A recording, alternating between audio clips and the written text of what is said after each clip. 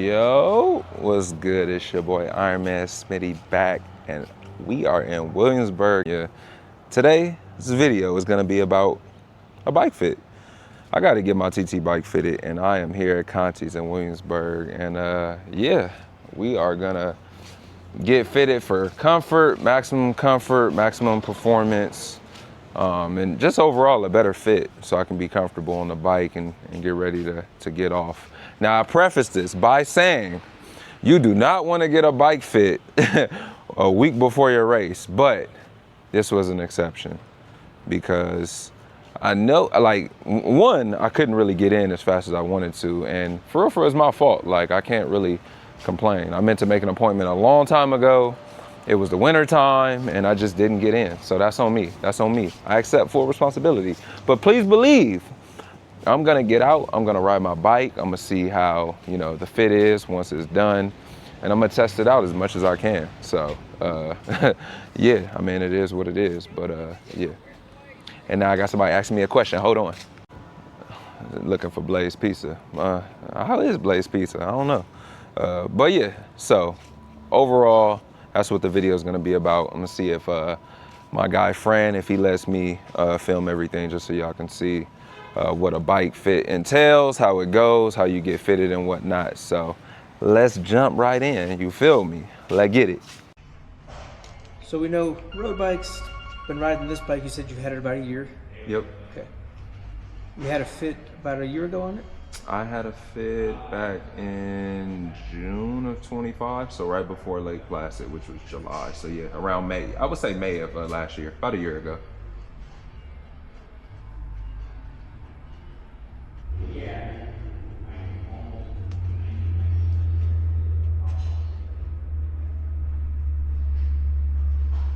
And so you you ride this bike still regularly as part of your training, or you have been riding it much? For the training, I would say yeah. So I have it on the trainer indoors. Yep. For the most part, just because we were coming out of the winter where you really couldn't get outside, and then once I was able to get outside, I would ride it a bit. Like I just rode it about 60 or so miles last week. So. Are you training for an event? I am. Yep. Training for Ironman Jacksonville. It's next Saturday, unfortunately. Oh, really? Yeah, but no worries though. No worries. I figure anything is gonna be better than. I already prefaced and told the comments you do not want to get a bike fit, a week before your race. So it's right now. Yeah, right now it's Friday, May 9th, I think. No, May 8th, and the race is May 16th. So next This next might Saturday. not be good content, but I'm just gonna have to tell you, from a bike fitter, like we definitely, it's really bad idea to change your position a week, because you've been training in this position for some time. Not enough to, and that's the thing. I would say not enough that it would be a drastic change. Yeah. A lot of what I was training on was on a Zwift bike. Okay. Where it's fully customizable. I basically have it fit for my road bike. I did a lot of training on the road bike, so all right. I don't have a lot of miles. Okay. For training on the bike. Yeah. We're gonna likely do this in 2 steps. Okay. I think we'll do a fit today, and we'll talk about what's going well, what's not going well. But we're gonna want to not make any revolutionary changes on your bike, only because it takes hundreds of miles for you to even see if what I propose or what we change is even effective or helping out. Yeah. And we're not the time to do that for your race, and so we don't want to make anything drastically different, because you're gonna the whole time think Fran. But what if I told you where I'm at currently? Yeah. I'm like, Fran, help me. Well, we'll address like that. what would be revolutionary or drastic? Like what would you certainly say? If we fully change the cockpit, like if we're saying we need to, put on the fast TT stuff, or raise it, or lower it, or get further away, get closer. There's reasonable, but and I could be wrong. It all might just be like, yeah, this makes sense. Let's do this. I just, day one fit is like, somebody is in midst of their season, whether it's racing road bikes, Yeah. a week before a big event. Fit stuff happens at the end of the season, winter, when you're building up miles or Right. No, yeah. for sure. Just because it will take you some time for your body to get used to it. Yeah. So No, I agree. now I'm being videoed, and I have the pressure of thinking I'm gonna race in a week. See, this is raw, unfiltered content. You know.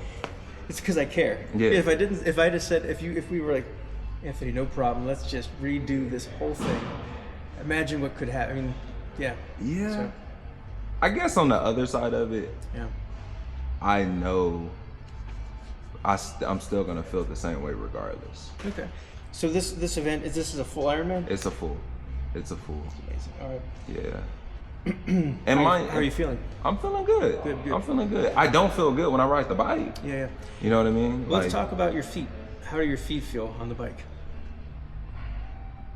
Not the greatest, to be honest. Tingling in the toes? Sometimes. Yeah, tingling in the toes. Both feet or just one foot? I would say both, and it's over time. So not as soon as I hop on the bike, but you give it an hour or so, and yeah. Is it on the road bike as well? No, just on this one. Yeah. Okay.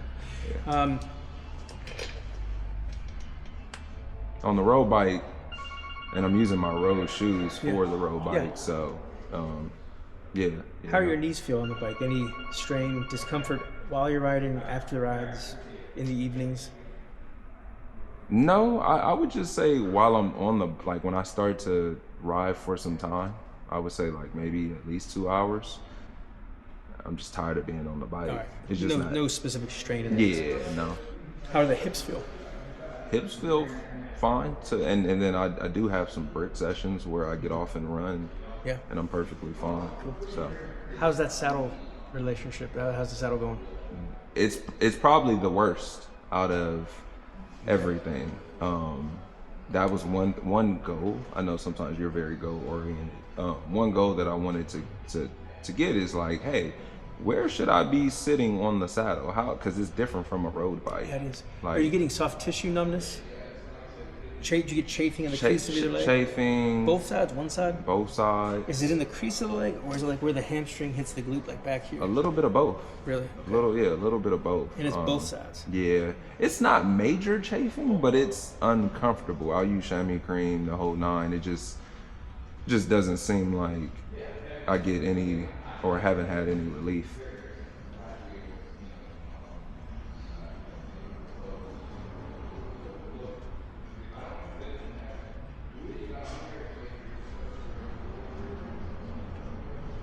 And I have that saddle. I have another saddle that's like a bi-saddle. Okay.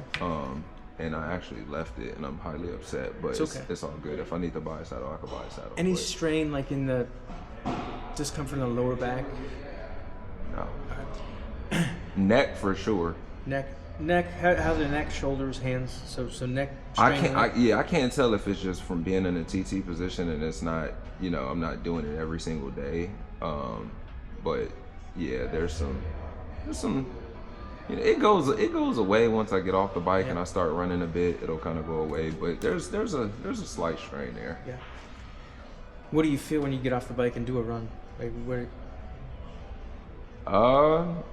Not a whole lot. I feel good. I get off. I'm glad to be off because the entire time it just was not, was not comfortable. And I'm thinking to myself, like, I wonder, is this the most aggressive position that I can be in? Because they talk about like comfort versus aggression and like performance.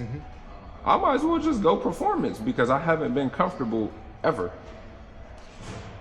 even with the prior bike fit. But on your road bikes, you would say that you feel like you're locked in, feel comfortable. Yeah. To the extent that we can be comfortable. Yeah. Okay. Yeah, for sure. On this saddle, do you feel, from a stability standpoint, do you feel like you're sliding towards the front, sliding off the back? Do you stay in one spot? I'm moving all around.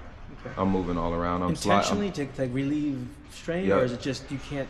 Intentionally, like Okay. I get some times where I get locked in and I'm in the zone and I can kind of sit there for some time, but then it just kind of, I need to move this way, I need to scoot back, I need to move forward, and I don't really know where I should be. Like, this also needs to be like TT 101. Like, I don't know how I should be sitting on the saddle. Yeah, we'll talk about that. Remind me, have you had, I know you've had sports-related injuries, any surgeries to any joints? Have you, anything, knees, hands, shoulders, hips? The only surgery I had was torn Achilles. Right. Right Achilles. That was years ago? That was back in 2018. But outside of that, nope, all good.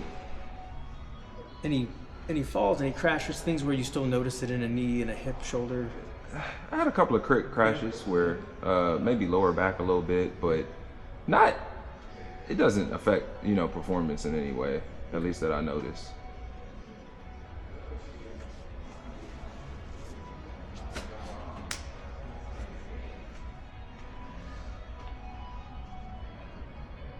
And then, I mean, this is probably like a big thing as far as my work, being that I work from home. I'm sedentary most of the time, so just sitting down 8 hours a day.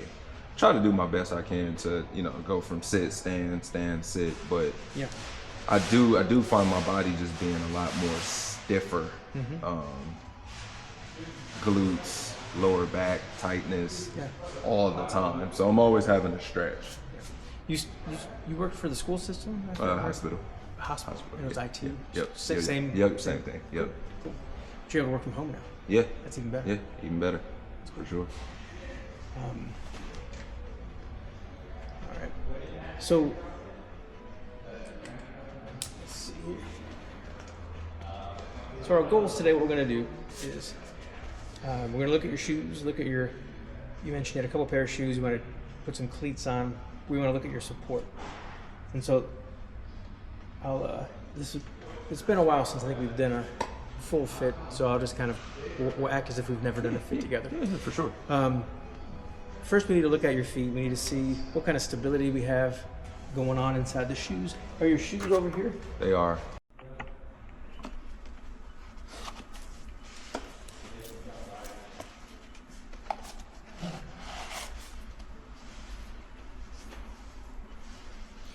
So what we want to do is set your shoes up. We're going to look at your cleat positioning. We can see in these footbeds that there's impressions that are being left from your toes. And so the goal with feet is getting them stable. And the more we can keep them square to the pedal and not rotating, the more power you're going to deliver to your crank, makes the bike go. But it's going to protect your knees and protect your feet from a comfort and injury prevention standpoint. So the thing to know about the feet is that when we pick our feet up, they rotate outwards. When we're standing on them, they're going to rotate inwards. In the rear foot, under the ankle, the arches are collapsing. So off the bike, it's adaptive. It's why we can walk all around on different surfaces.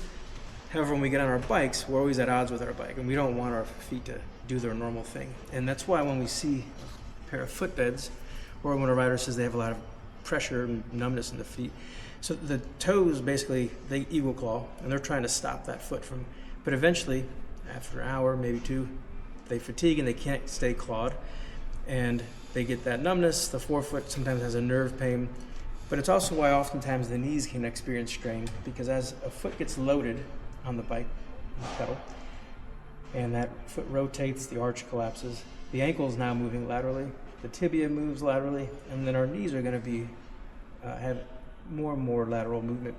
And the more that knee moves out from over top of the foot and from under the hip, it's this weak point. The foot's attached to a very rigid pedal. The hip has surrounded by all the largest muscles, and it's on a saddle. So they're going to be anchored. If this isn't held in place, then it's why we lose power while we're pedaling and why we get strained. So we need to get probably some more support inside your shoe so that when you load the foot, it just stays square. Protects the foot, protects the knee, and helps no power is dissipating laterally on the bike. It's pushing all into your pedal. So it's a performance advantage as well. The other thing I always say is that another way we're at odds with our bike is when we move off the bike, running, walking, even in a straight line, we're going to have some lateral movement. Bikes, though, they're two-dimensional. We're the only thing that might be moving laterally while we're pedaling. So the more we can quiet that down and eliminate or keep it symmetric, the more, the healthier, the happier your joints are going to be, but also better performance. So we're trying to quiet us down on the bike. Yeah. So that's why we start with the feet.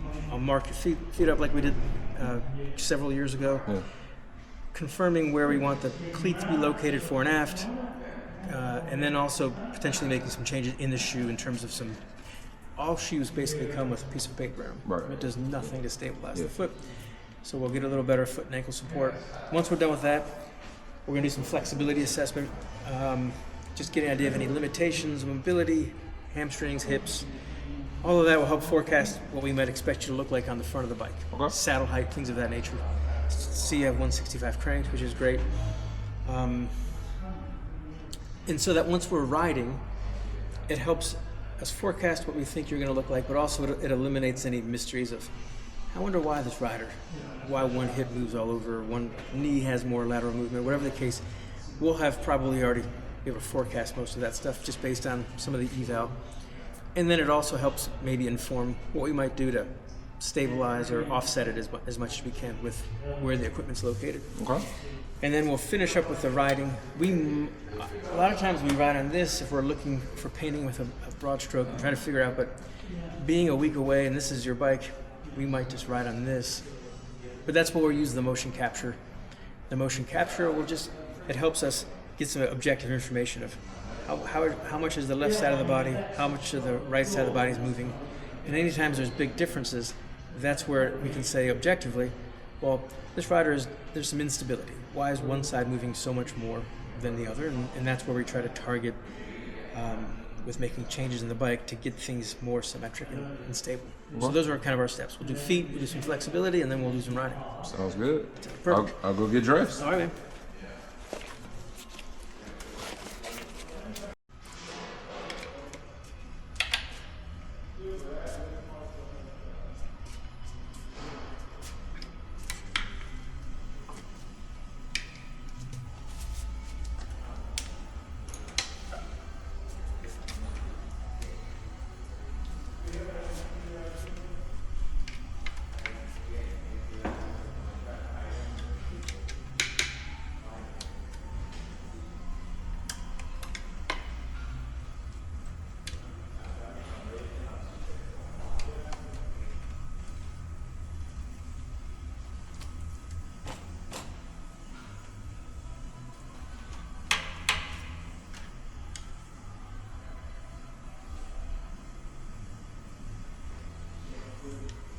I remember when I was in Lake Placid and I was going down the hill or just would be cycling in general, I just hate that extra play.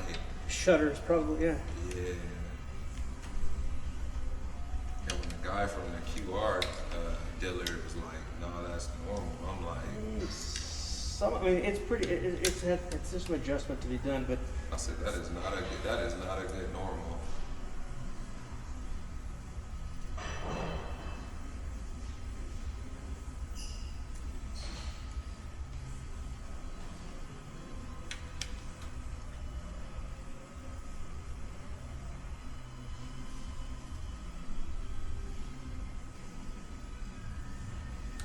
And I thought to myself, like, man, maybe it just needs to be fully disassembled and put back together. They could have, because it's been like that since they shipped it in the box to me.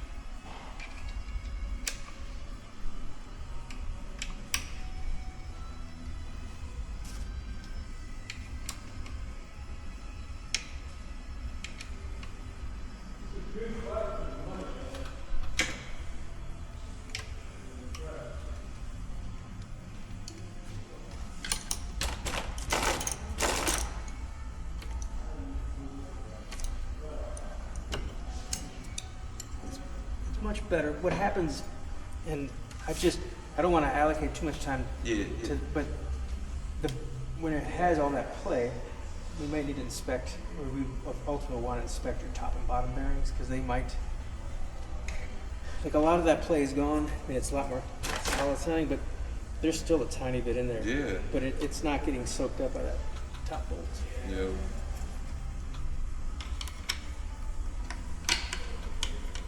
That's pretty much what they had did too. Tightened up the top bolt a little bit and said that was just normal.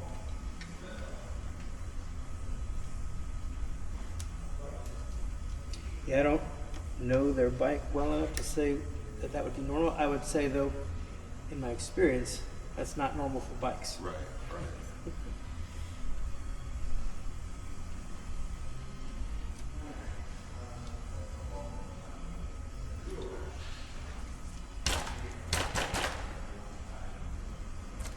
I mean, it's no longer rattling, Right. which is better, but it does feel like it's.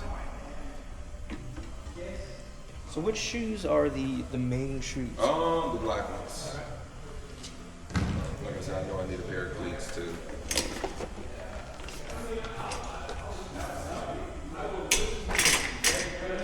You have some cleats here?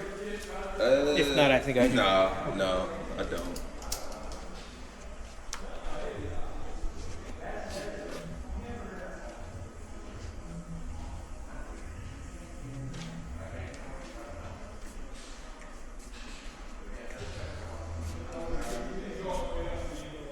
Which cleats do you use on your other shoes? Zeros or? I usually use no float, but Gray.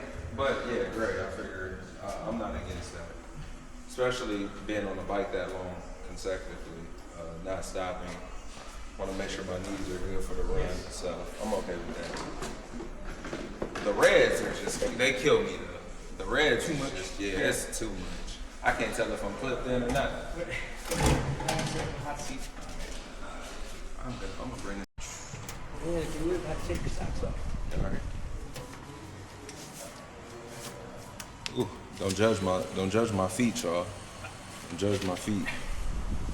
Know how y'all are. Feet live a hard life. They'd be like, you need to go get a pedicure instead of a bike fit. Don't come for me in the comments.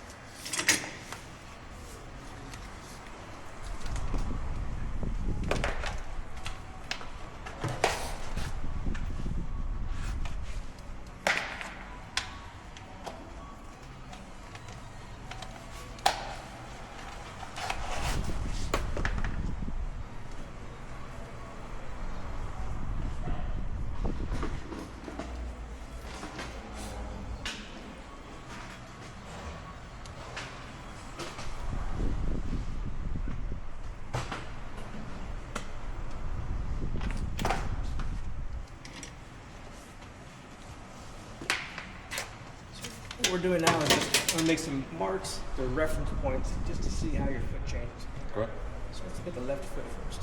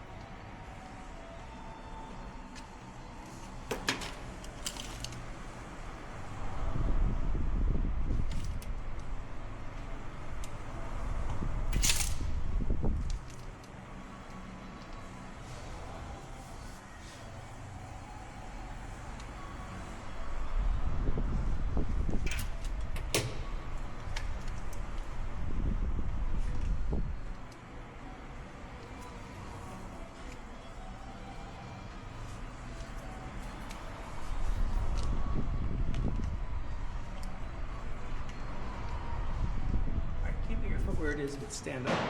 Just kind of lower that down. So wait. Move this over to the other side.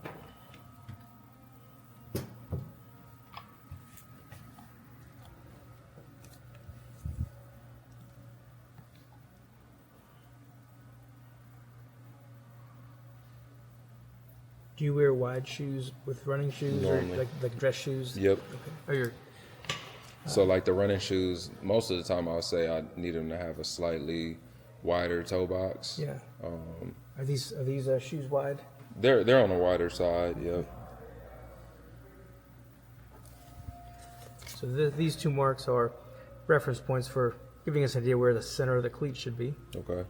And then this is also giving us an idea of how much does that arch elongate when you load it down. This marks to see how much does the foot rotate.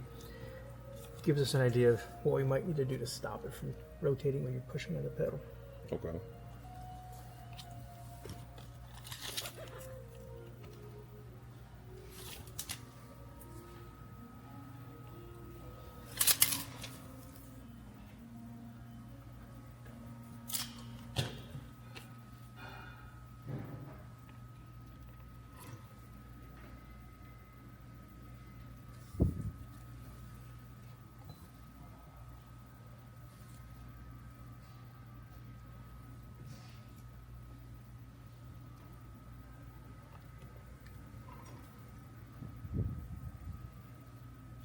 All right, keeping that foot where you have it, stand up again and load it down.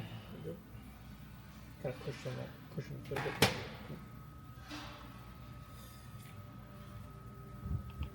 Okay, you can sit back down. Mm-hmm.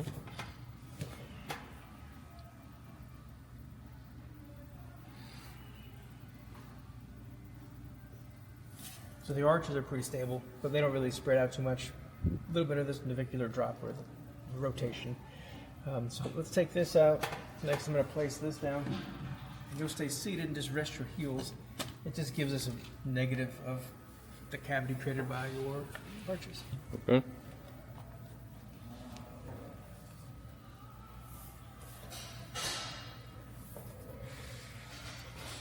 Back.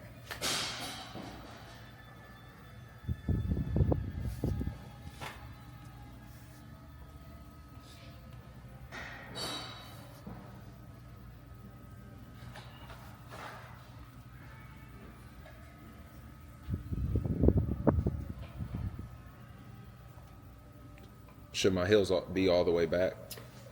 In this case, it's not necessary. We're really just Okay. looking to see what's going to show up under there. Okay.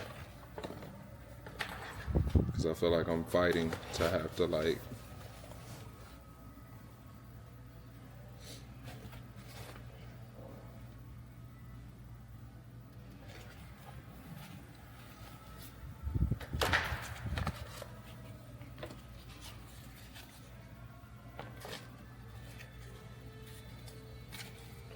Okay, you can pick your feet up. So it essentially shows us 4-foot contact, your heel, and then just reinforcing what we kind of know a bit about your feet, that decent, moderate arch, and that when you stand, there's some rotation going on. So what we normally have inside a shoe is something like, this is actually better than average, what comes in the S-Work shoe, but I'll put this under the left foot. This under the right, and then have you stand up on those. You should feel where this really kind of pushes in, almost like you're standing on a potato. Yep.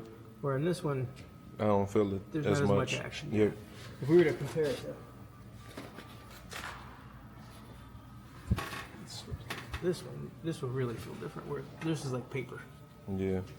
And I so- feel it a little more, but it's very light. And so what this allows, when you push on this foot, this ankle is going to be more likely to basically, the foot's going to rock, the ankle's going to rock, so then the tibia moves and your knee is going to be less likely to stay stacked where you want it. Where something like this foot's going to have a harder time rotating. So now this alignment stays, the kinetic chain stays more in alignment. Right. All right, you're welcome to sit back down. All right.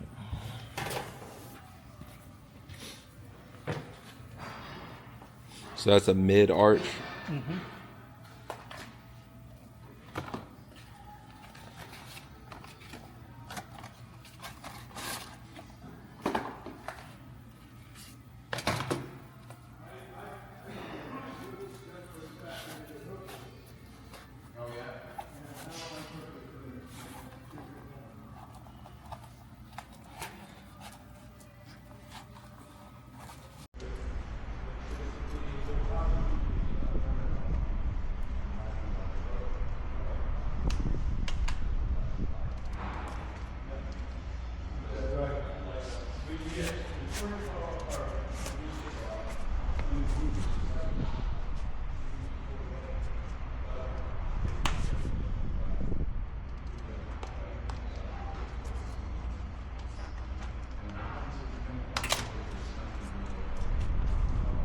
You would have maybe put these on. With no shoes? Yeah, no socks for now. No socks? I mean, I said no shoes. I understood. I didn't even notice it. Yes, I hear what you're saying. All right.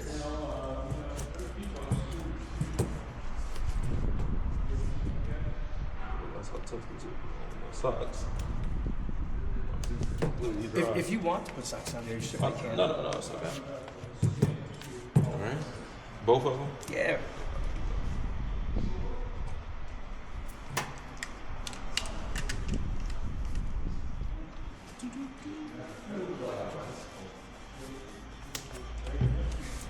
Crystal do triathlon? No. Duathlon. That's awesome. Yeah, should do a duathlon.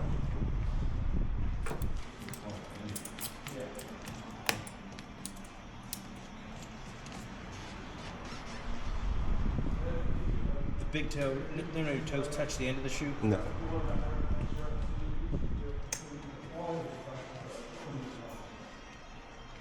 When you get numbness, is it more this fifth metatarsal out here? Is it across all of the toes? I would say it's across all of the toes, but it's not. It wasn't like a whole lot. Alright,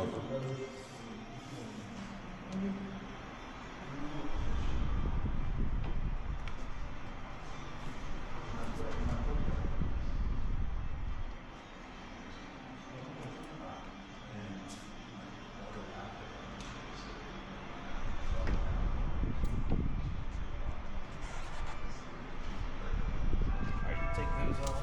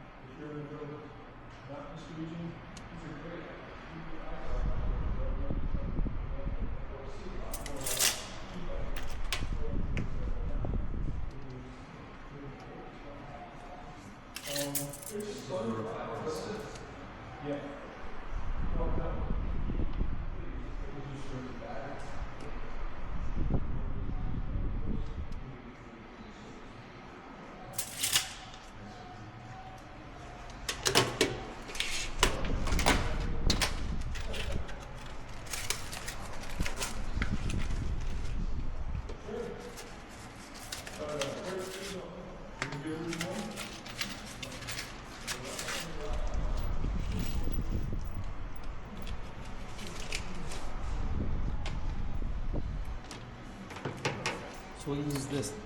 That's your first metatarsal. Okay. That's the midpoint between your first and fifth. And that's what we're going to use to line up with this arc here, this side of the feet. It's a lot better how I do it. Ballpark. It's in the air. It's close. Yeah.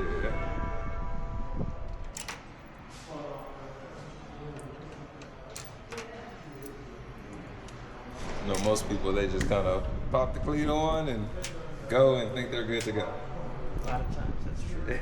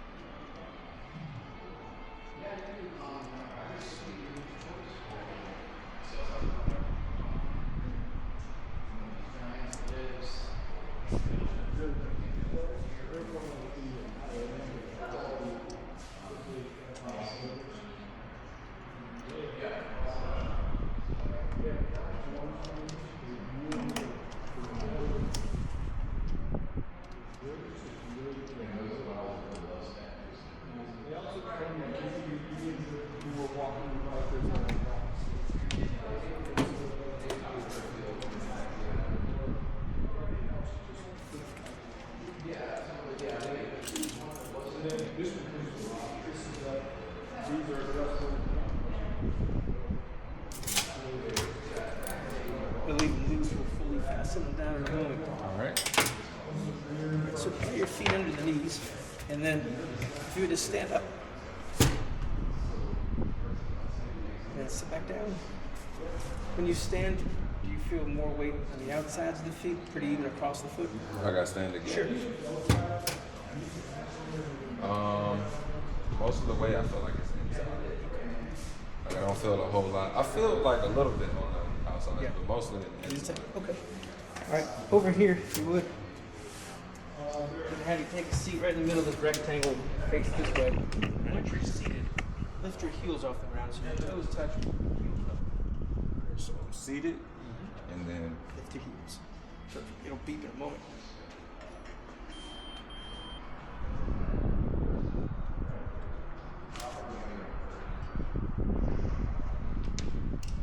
is this new? It's a new Newer. version of what we used to have. Yep. Okay.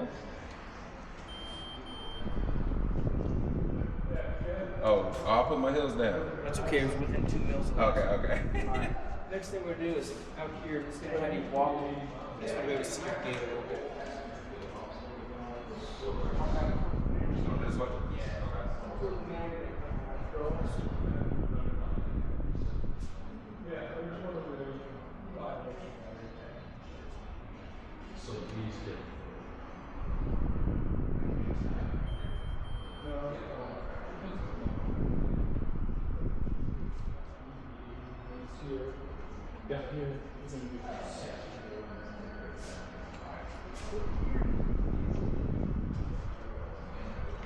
So if you want to stand on that end, I'll stand here. Everything we're doing now is just to see how you move around balance. So with the right leg, do 2 knee raises about waist level.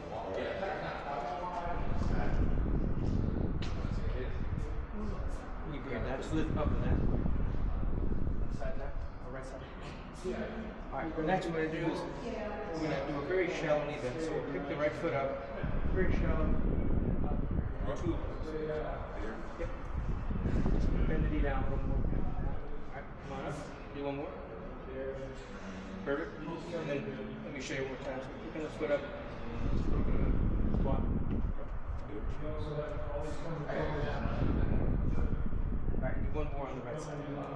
That was the right side. Oh, that's your. Or switch sides.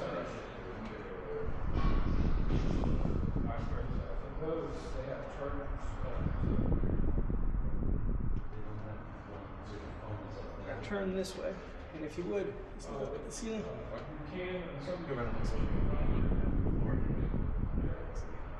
Bring your arms in just over here. Okay, you bring them on down. And then just kind of shake your arms loose.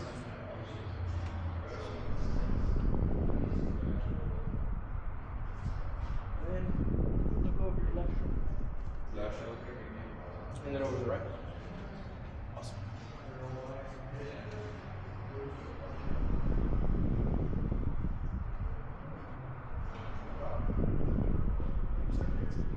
then pretend you've got a string attached to the nose and it's elongating your torso. Cross arms and touch your shoulders. Keep your legs very straight. From the hips, we're going to hinge forward.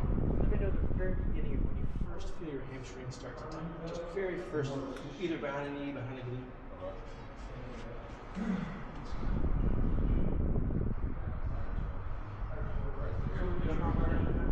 And then just kind of, you can trace down your chin, keep folding down, and kind of come to a natural spot.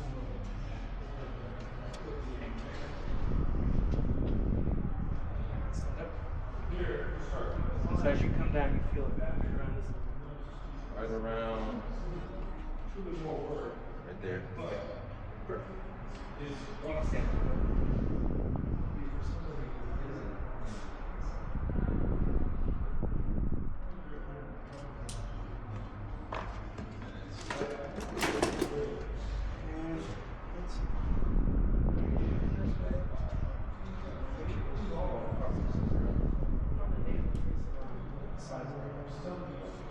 Should be about the top. So I'm going to place my hands where yours are. Right, move yours.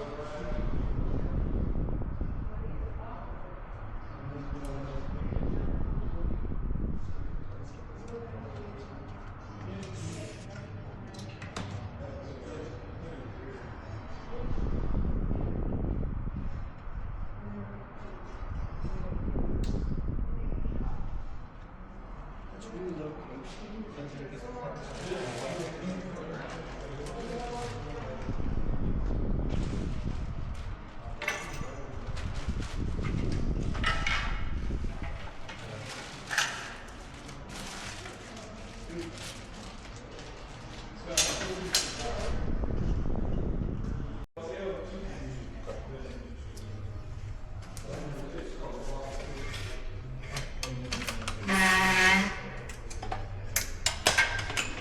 If you would, I would lay on this end, head here, and we'll face up.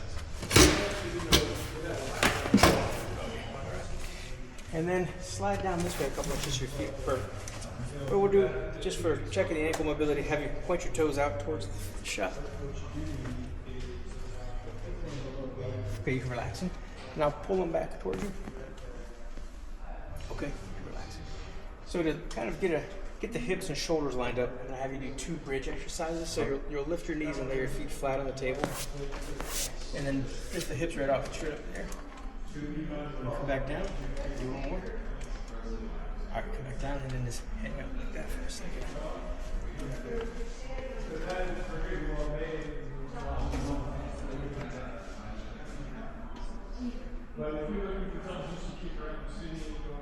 All right, extend your leg. So what we're looking for is, it's pretty rare for a femur or a tibia to be different lengths, but it's more common for a hip to be tighter on this side. And so it orients one way when we're standing, but when we come out over to the front of our bike, that's where sometimes we'll see some rotation. And if we see it here, then really what also means for our cases, we might need a different side roll or some different side consideration. So what I'm going to do is, we're looking to see how your ankles, so right now they're right next to each other. Kind of hold these tight, and if you would, Anthony, sit all the way up. All right, sit all the way up. Perfect. Okay. All right, lay back down. All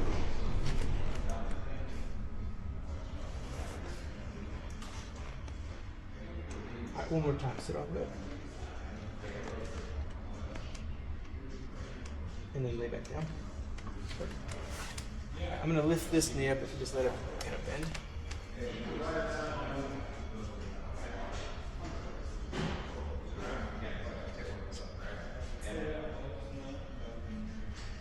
I'm going to move it back towards you just a little bit.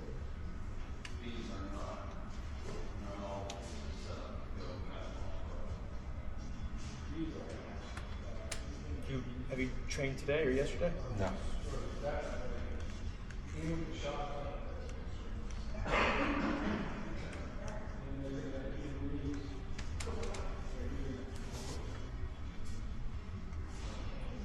Now just let the whole leg be dead weight.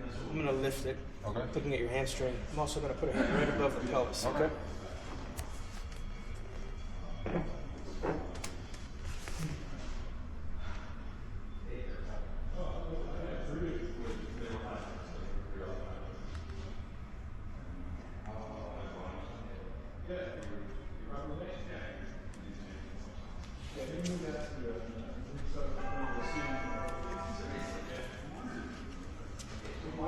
Something's over here.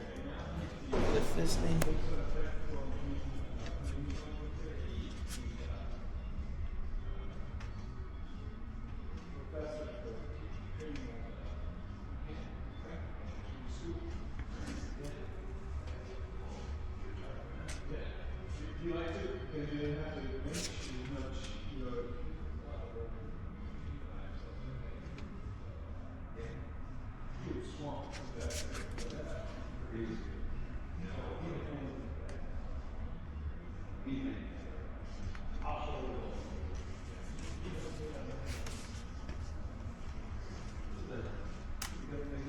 Lift this one up now.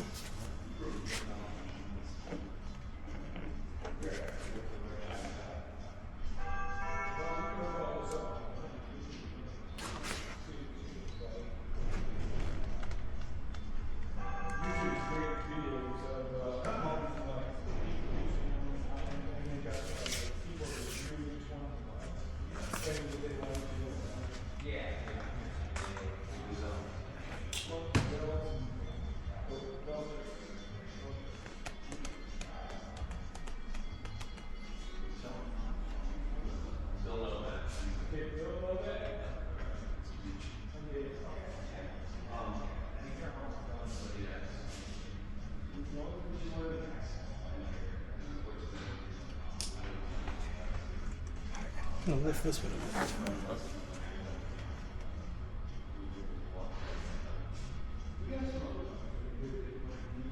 Alright. Next, I'm gonna have you sit all the way up and we'll slide so your glutes are sitting almost on the very edge. Okay. Once you get out there, you roll back now onto your back, bring your knees up so your feet are pointing outwards. I'm gonna move the camera back just a touch. I'm going to hold this leg and just let this kind of drape over the end of the table. Alright, bring that one up. Second. Bring that one up. Let's do that. This is good for hip flexor, IT band tightness, quad tightness. Lift that one up. You can roll forward and come all the way up.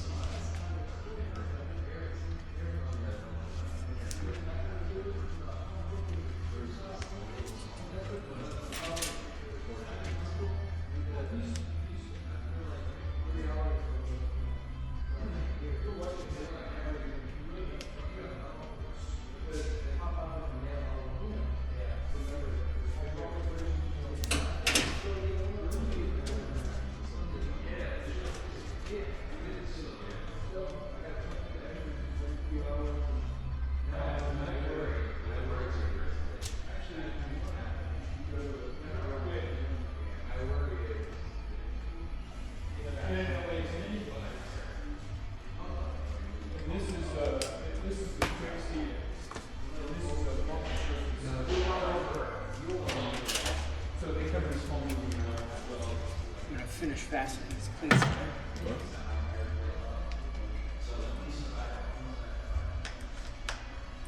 Yeah. So, but these right here, there's no surface.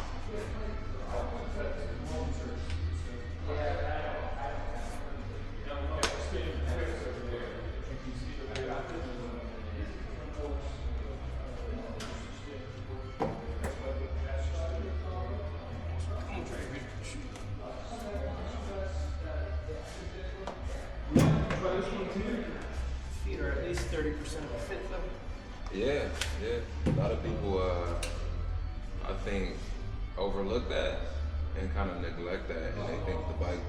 But as you just stated, y'all, remember 30% of your bike fit is gonna be the feet, and your feet are everything. Just like running. Just like running. Put your shoes and socks on. All right.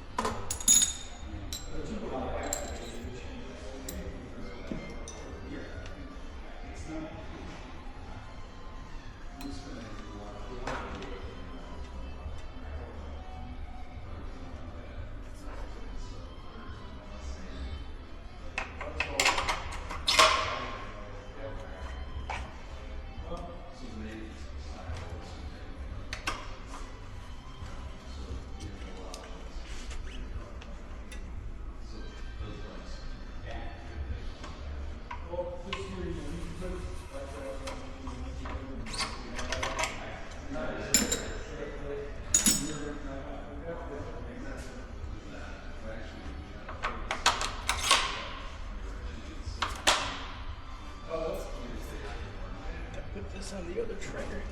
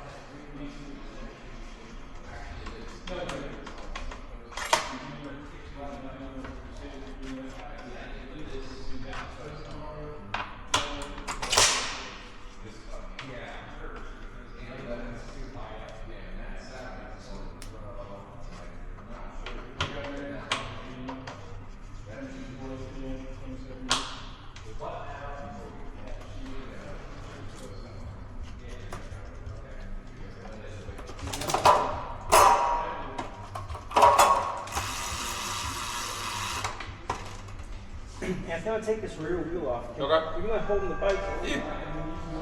Yep.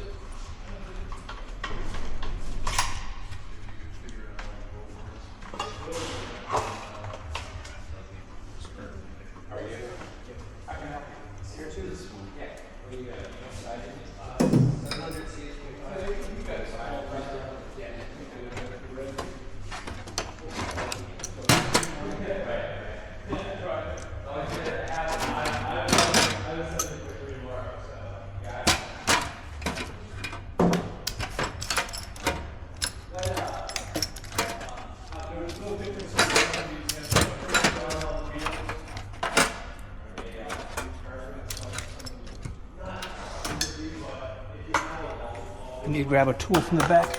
I'll be right back. All right.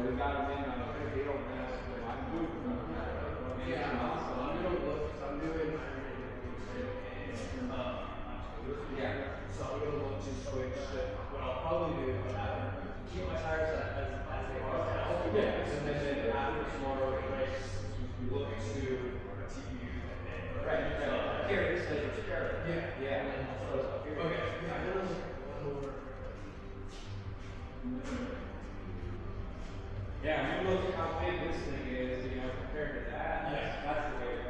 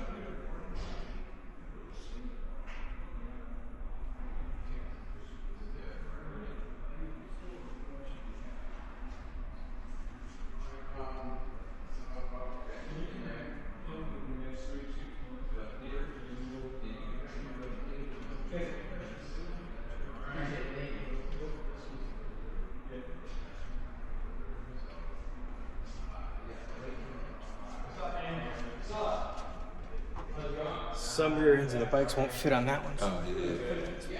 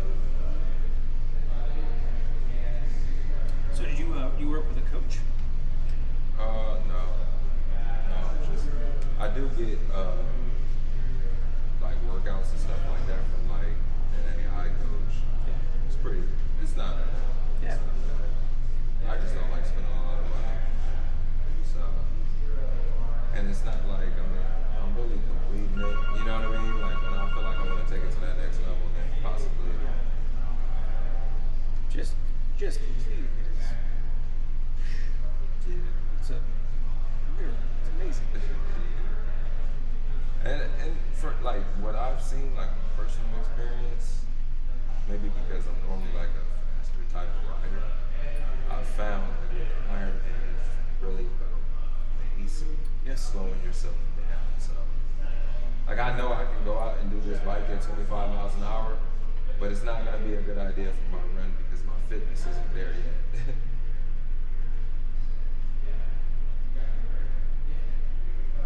But the halves, I mean, I kind of like the halves because I feel like I can actually race them. Like I think the last half I did was Ironman North Carolina, and I got a 5:25, which is not too bad. I was shooting for sub 5, But I was sick that day. You were. Yeah, I was sick that day. So, but to get off and still run, you know, a sub 2 hour marathon, a half marathon. Yep. To ride at, you know, over 22 miles, like it was like, okay, this is cool. Like, and I was actually depleted and done when I was, you know, crossing the finish line. So.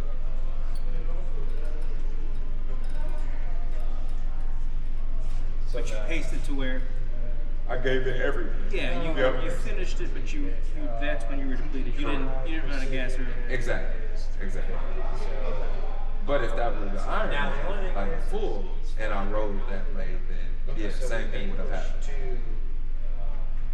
Go to bed completely depleted, cramping, the whole 9 yards. Because he's going to take over as the interim in a minute, but we have options. Okay. So you connect with us and let us know. Yeah, because y'all have a couple.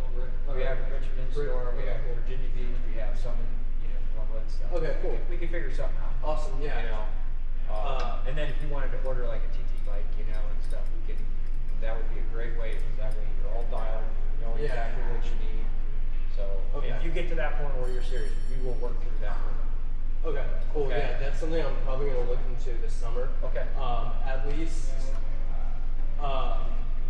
maybe can. So I've been self-fitted basically, and I'm realizing too. I was like, I probably need to get like adjusted a little bit. Get it all dialed. Yeah. You know?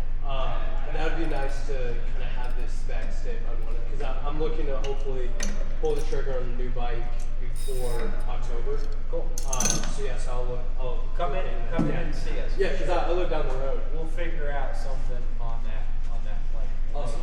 We'll figure out the hurdle. We'll figure it all. Cool. Okay. Sweet. Cool, man. Appreciate it. All right, man. Good luck to you. Yeah. Yeah. So come back when you're done, and we'll get you some more too. Yeah. We'll get you set up. Yeah, I definitely want to do that. It's Italy. I picked up going from judo to the TPU. I picked up probably my race Aero bike. Yeah, I switched over. It was pretty consistent. Yeah. So So I did this race last year, and mile 48 with a 56 pump by chase. I tried this time my fault. I tried to switch to lower gear, big gear, going up the hill, and it was an older chain. It snapped. Luckily, it snapped right before the quickly. Yeah. So I had a tool in my bag. I literally took that piece out. Put it in my bag. Oh no, not even that. I took that out. just took that link out because I had no tool that pushed it out. Yeah. And then just put the quick link back in, and it was a little shorter, and I rode it 8 miles in. So I was like, should be, but it took me almost 30 minutes to like figure out. After I was like, what do I do here? Because I'm like, triathlon, self-supported basically. So finally I got it, but it like took 30 minutes off my time. So I was like, hey, I don't have a chamber. I should have. If you don't mind bringing it over here. Yeah, it's like 2,700 elevation. I'm like, that's a little bit. That's a chunk. Yeah. It's like 2,700 elevation, like 900 Yes, please. Yes. So it's fun. Yeah. Swing back when let us know how you did, and we'll talk about some TPU too. Awesome. All right. Yeah, man. Good luck to you. Thank you. Yeah. Got one and one The thing. chain, yeah. I saw that. There we go. The chain right there.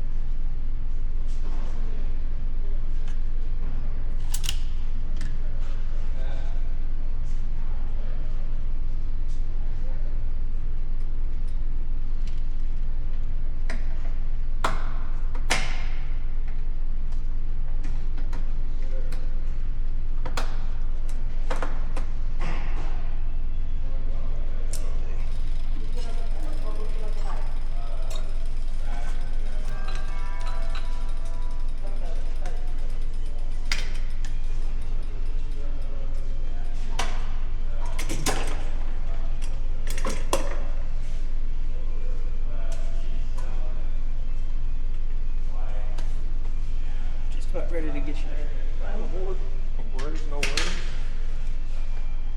It's like the most time consuming part. Yeah. It is.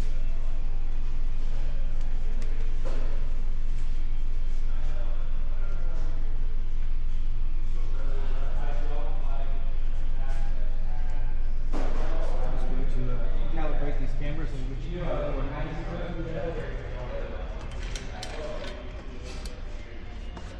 Hopefully it's, you know, by the time it's all said and done, I'm able to actually throw it on my trainer and I can actually get serious just because I can actually get comfortable on the bike.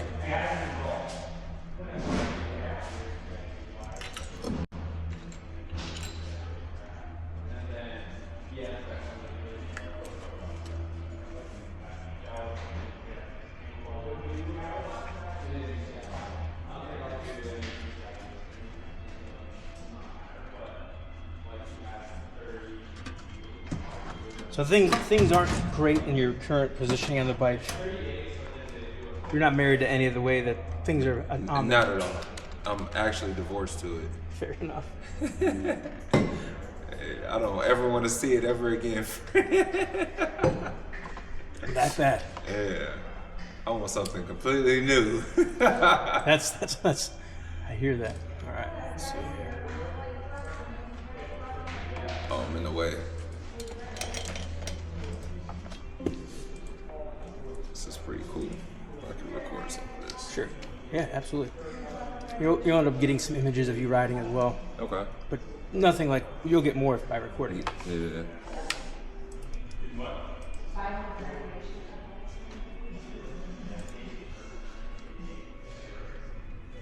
What is your email address? It's Anthony B. Smith Jr. @gmail.com. If you want, maybe not record that. Right. Hey, feel free to email me. It's linked to my Cash App. You can Cash App me too. That's right. Just no spam.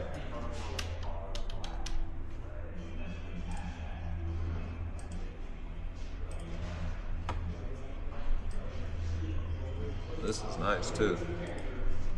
Let me.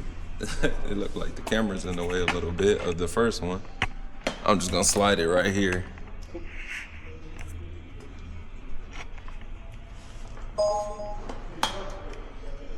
This is just essentially showing software where your bike is, and then that way, once you get on, it'll know where you are. Oh wow. This is pretty cool.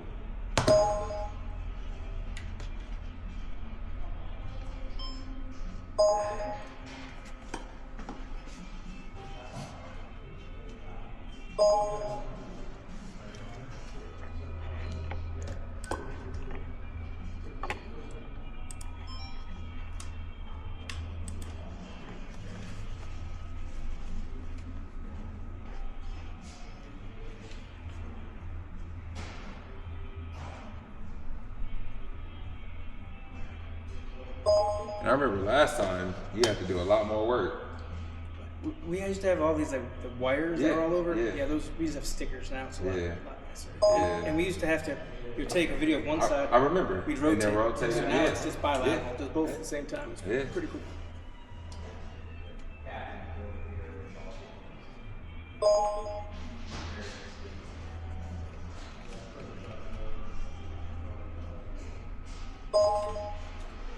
This is too cool.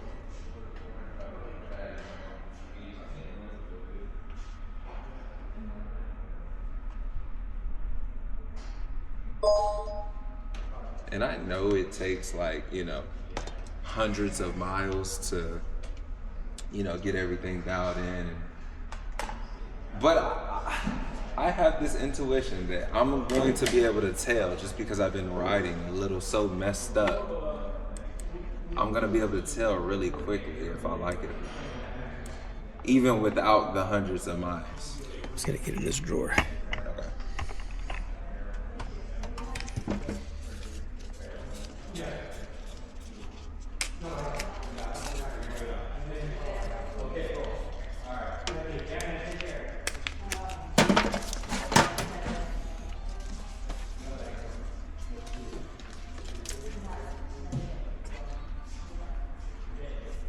If you want, let's have you climb aboard. All right.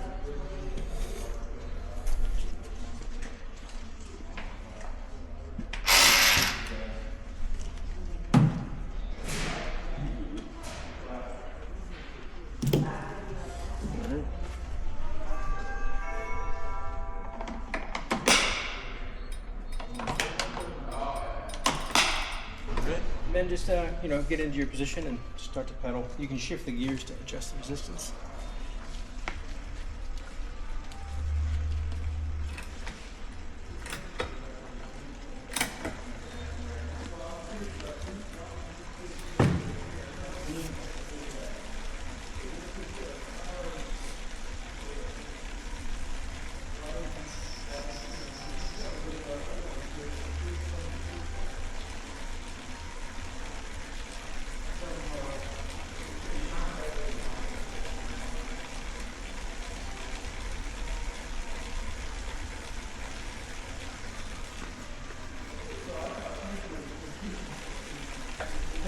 The other thing too that was happening that I wanted to note Yes. is sometimes like I like to like get aggressive and super aero, and sometimes when I would be like this and I'm looking ahead, I start to get like a headache or like my eyes feel like, I don't know, it's weird.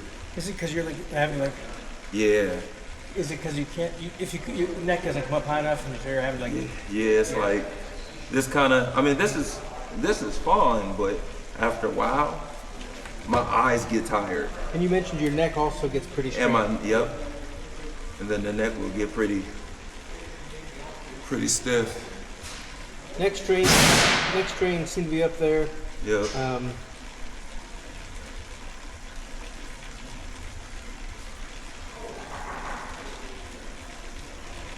So then sometimes I'll just ride like this, Yeah. but not as aero Yes. versus I'm here. After the neck, what was next for points of pressure, discomfort? I would say being able to not necessarily my feet. My feet were almost last. Okay. But I think being able to breathe,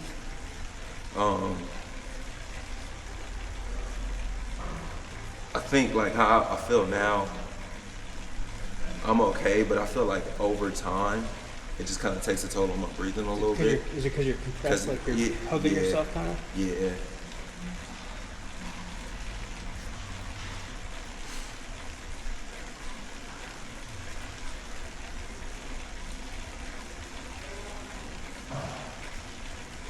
How high up were the feet? Feet were not terribly, or Yeah, not terrible. I think the saddle for sure. chafing? Like The chafing? the chafing. Were you getting soft tissue numbness, like your parts falling asleep, or is it just really just the chafing kind just the chafing and like being comfortable in the saddle. You Like were right getting, now. like, pressure. Yeah, like right now, no, there's no chafing per se. But you will. But It will be there. it will over time, and then like right now, it just doesn't feel comfortable. Okay. Like I don't know how I should be sitting. It's like, should I be here, where I am? Should I be back here? Yeah. All right, you can come to a stop. So when we're riding, say, a very neutral, like a cruiser, our pelvis is pretty neutral. Right. When we're riding a road bike, you start to get more in the pubic rami, Right. in front of the pelvis. Yeah. And on a TT bike, we tend to even sometimes roll even further. Right. But the key is that we're supporting ourselves by our structure, by the pelvis, and not kind of having this anything saddle pushing outwards. We want to be on top of something. We don't want to have that be. We don't want to be straddling it. Yeah. Because that's where it'll either be pushing and putting pressure on the actual pelvis, or potentially in the perineum or soft tissue. But for sure, what's going on? We need to see how much lateral, vertical hip travel is going on, how active you are. Chafing is as simple as this is happening in the saddle. Right. And the more Yeah. that this is happening, that's going to rub Yeah. the skin. So why is that? Saddle too high, too far forward, wrong shape. But when you're riding, we want things to be super quiet. So I'm not going to change anything yet.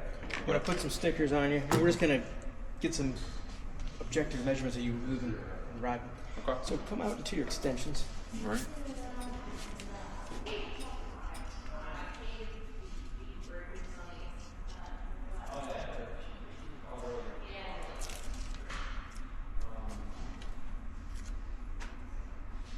Gotta can take it off. Need to.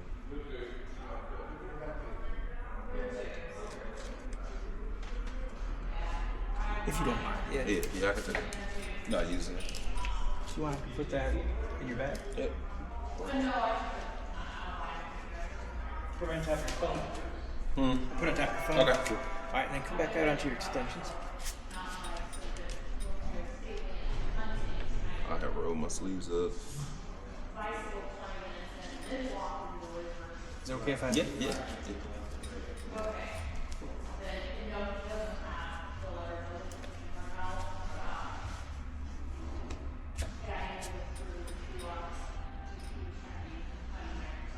Picture off just a bit and just rotate your hand. Uh, Okay.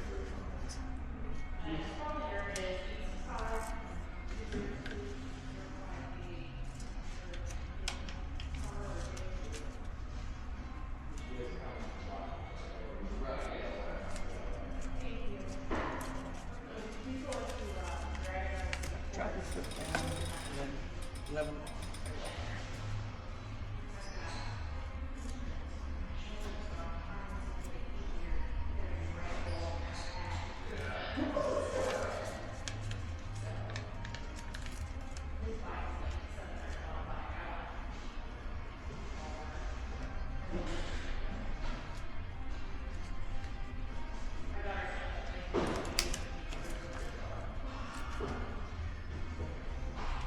I'm gonna open this up just so I can get the sticker inside the shoe. okay.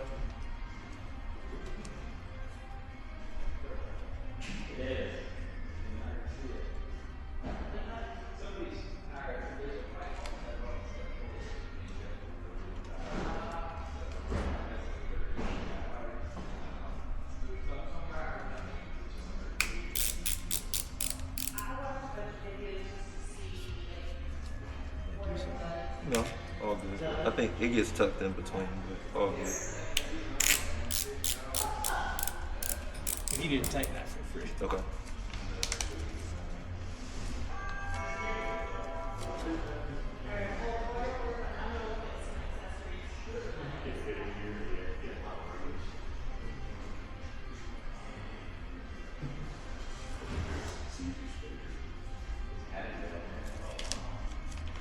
And begin to pedal. Press my palm on the side of the hip to find the spot.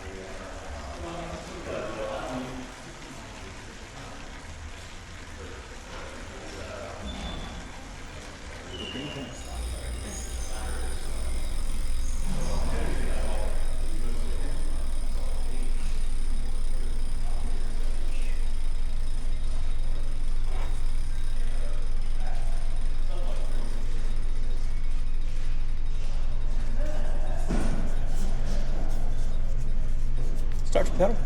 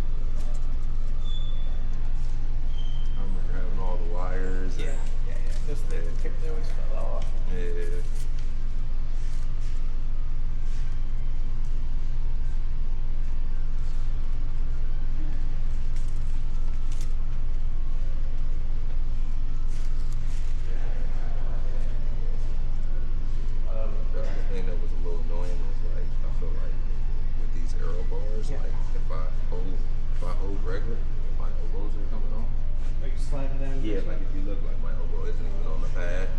But then if I go on the pad, then I have too much. So that's where. Hold back there because your elbows are so high. Or? Yeah, like when it's here, then I can't really grab the ball. Like, yeah. All right. That was kind of why I bought the other ones too. Yeah. We'll probably end up putting those on. If you could tuck your t-shirt into the side, if you really tuck it, or just roll it so it didn't cover your hips.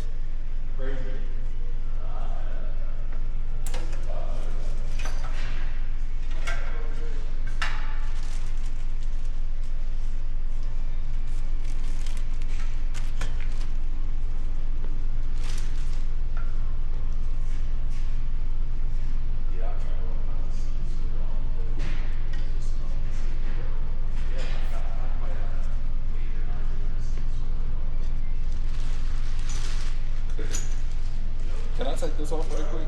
Yeah. Okay. What I'm gonna do is I'm gonna take my bibs off and put my shirt on first. No problem. So it'll be tucked. Yeah, we can put the dots back here. It's not a problem.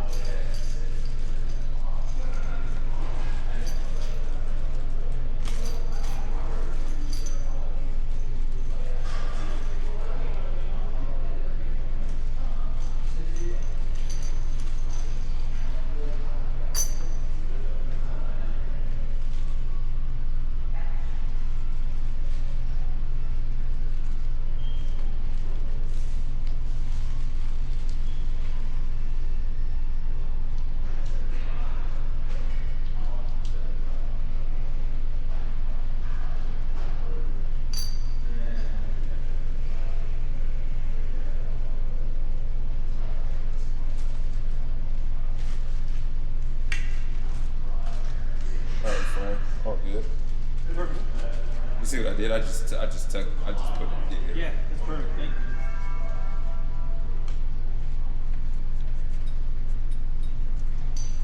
you. Looks like everything is still good. I just tucked my shirt, so. Nice. Start the pedal. Let me see if I put them in the right spot.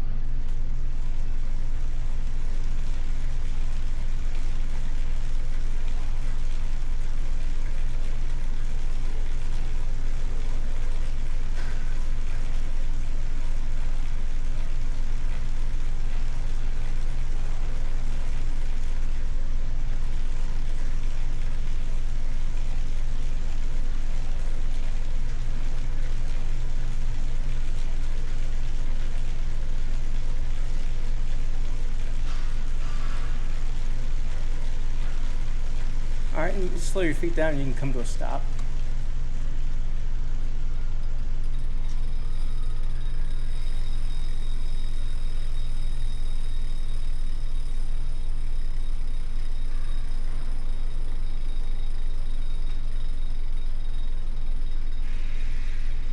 There's a reflective piping on the back of your thigh, and sometimes it bothers the camera. I'm going to cover it up with tape, okay? Okay.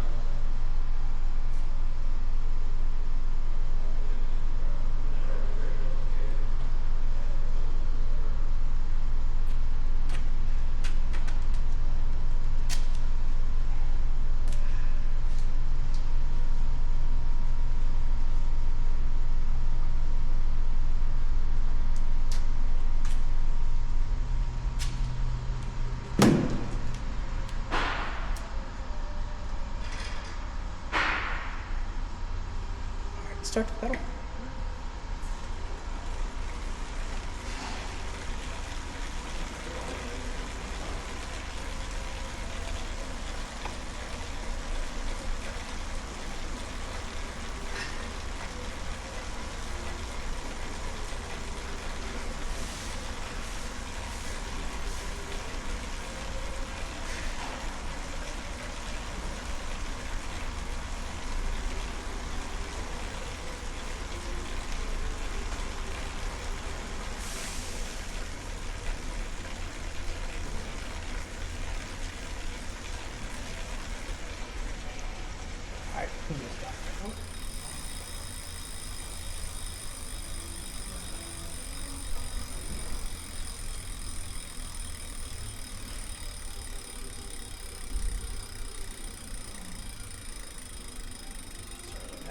Oh no, you're good.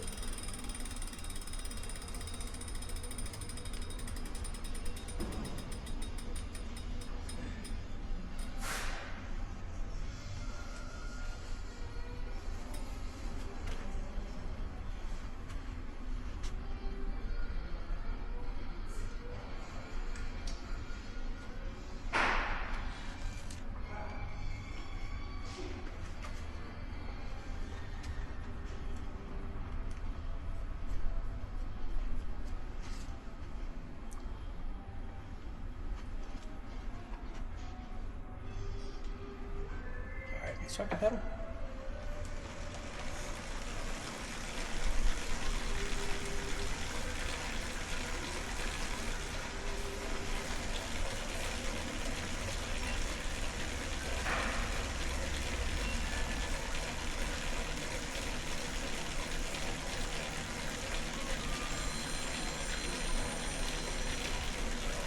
Anthony, come to a stop for a moment.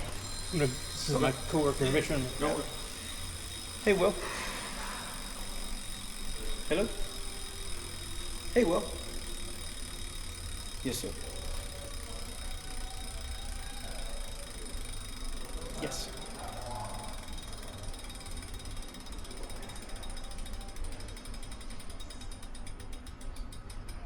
Is the camera plugged in for sure and turned on?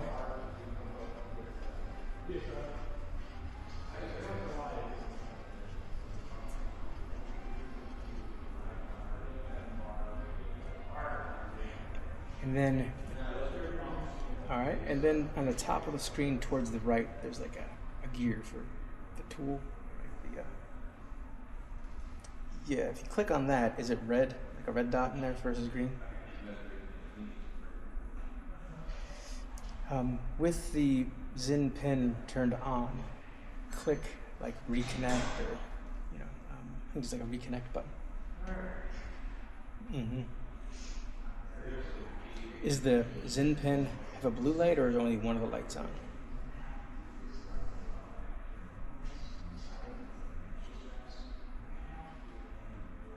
Okay.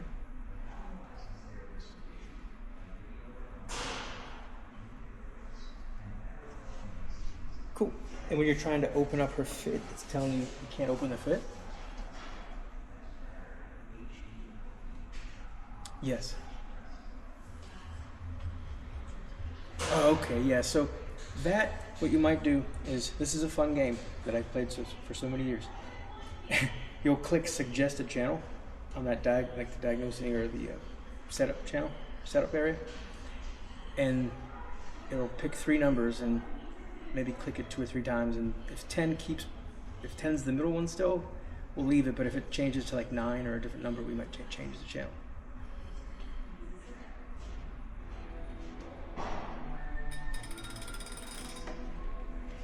So yeah, just change it to 9, type over, then the current number, put 9, and then update or whatever the button is.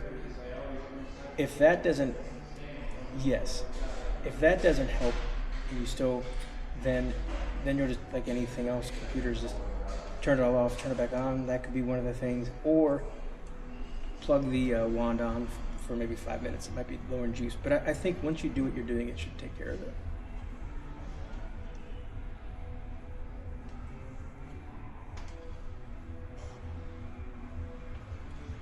Oh, so you could just you just hit like the down button or type over it and make it 9.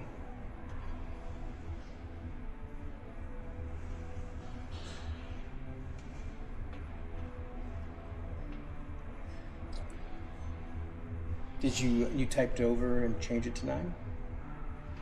And then you hit reconnect? Okay. Well, rock that, see what happens.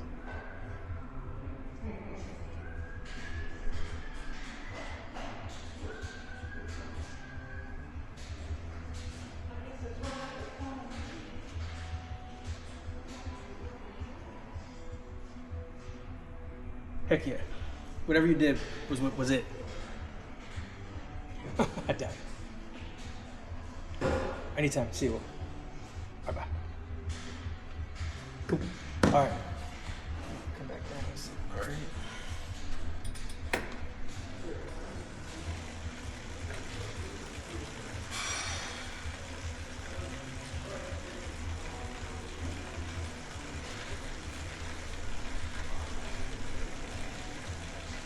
essentially these aren't long enough. Is that part of what we're thinking? I think so. Because you're saying if you get your elbow on, then you're kind of almost having. Yeah, no, for sure. Yeah. All right. I think we're just gonna have to start there. I mean, we're gonna back the legs first. Maybe your hips first. Okay. I mean, we can see that Yeah. It's, your elbow spills off on this. Yeah. All right. And then the other ones, standard, they're a little too long. But they said you can cut them down. Meaning Like the top. fast ones? The fast Yeah, ones. the at little top. nubs that come Yeah. up. Yeah. Yeah. Okay. If you want to hop off, just Okay. because it might take a moment. Switch these and No worries. you may have to help. All right. Yeah. No. I've done it one time, so Have you had those other ones on here? I have. That's how I know that they're a little too long. Whoa.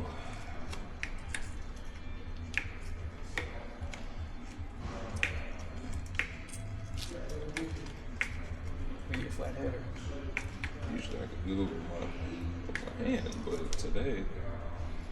just find that right angle.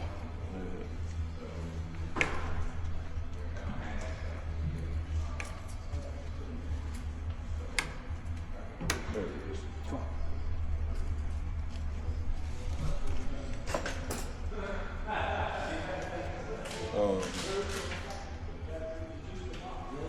So we're gonna have to take off this piece, 2 bolts under here, and then 2 bolts under here. Are we taking this off too? Yeah, because this is wired through, so we have to take these. We have to take the shifters off. So they're wired DI too. So what comes off? These come off first? No, we can take everything off first, and then you'll see you'll kind of pop those out.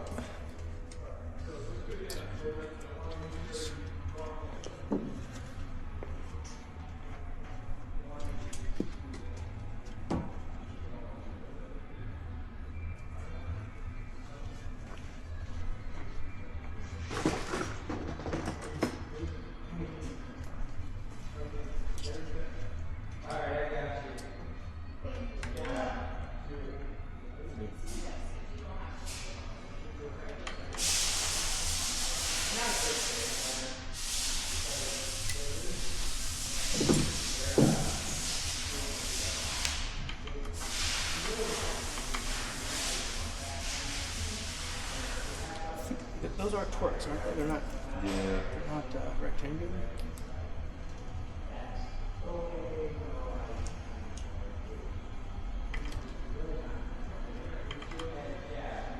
I'm afraid they're really pushing that strip.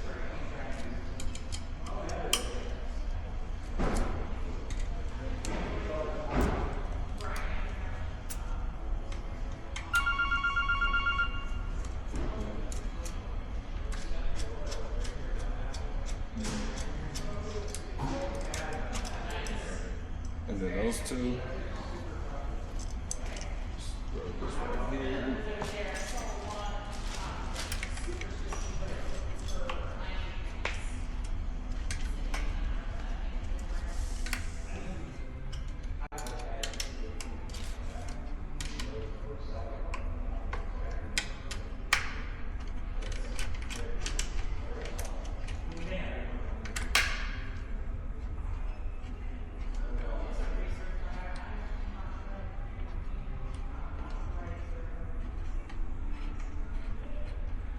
And then we're gonna use those two again once we put it, yeah. But those were the other 2 poles that I was talking about for the front hydration. And I can keep going, Fran, if you want to get that. Looks like the back one was longer. So I'll keep this Okay. in the bag. And then there's 2 at the bottom here, if you let me borrow that. Thanks, Anthony. Maybe.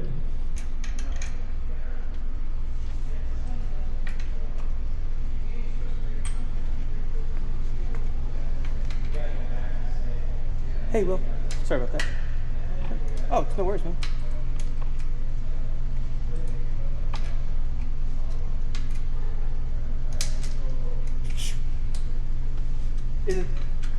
Is it the same bike she already rode?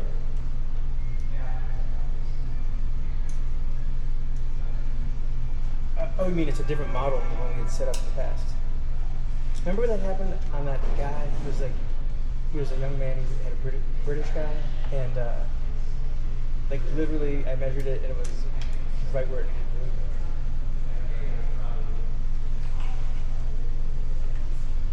needed to be. Yeah, I mean, that's the second one I've ever seen. You could always save it as one name, and then remeasure it. And if it's within a few mils again, then it's good. But I think it's probably correct. I mean, it would be unlikely that, it has to be correct. Yeah. See, that's how good you are, bro. Cool. That's right. I've never seen a bike when I preset it. See ya. All right, I'll put those two that go under. Yeah, those two, and then these gonna come out nice and soft. Oh, there's an intersection. I'm gonna get in there. Yeah, if you can.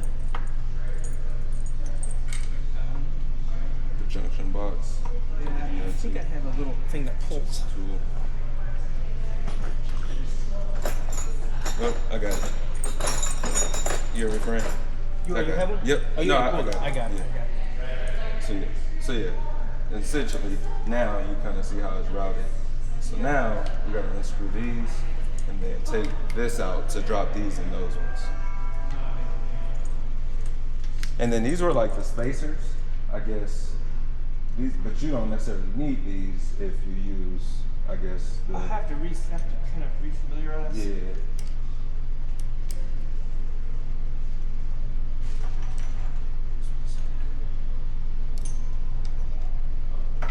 We're using this plate under here. We are. And then you still use one of these here. Whichever. I put this one to the side, being that that's the one we took off. Try to keep everything together once I take it off.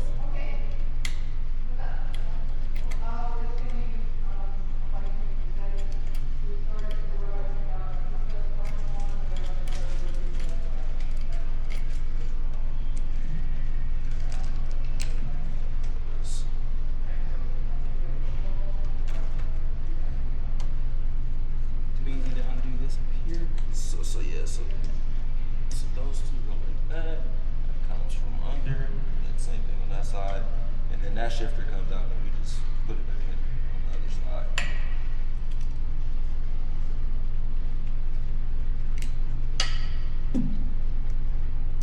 I'm like a professional at that part because it took me hours to figure that out. I'll take this one out while you do that. A couple weeks go by and it's like, for me, it's like starting from scratch. Yep. I remember that their website had a pretty good PDF of how to do it all. Yep.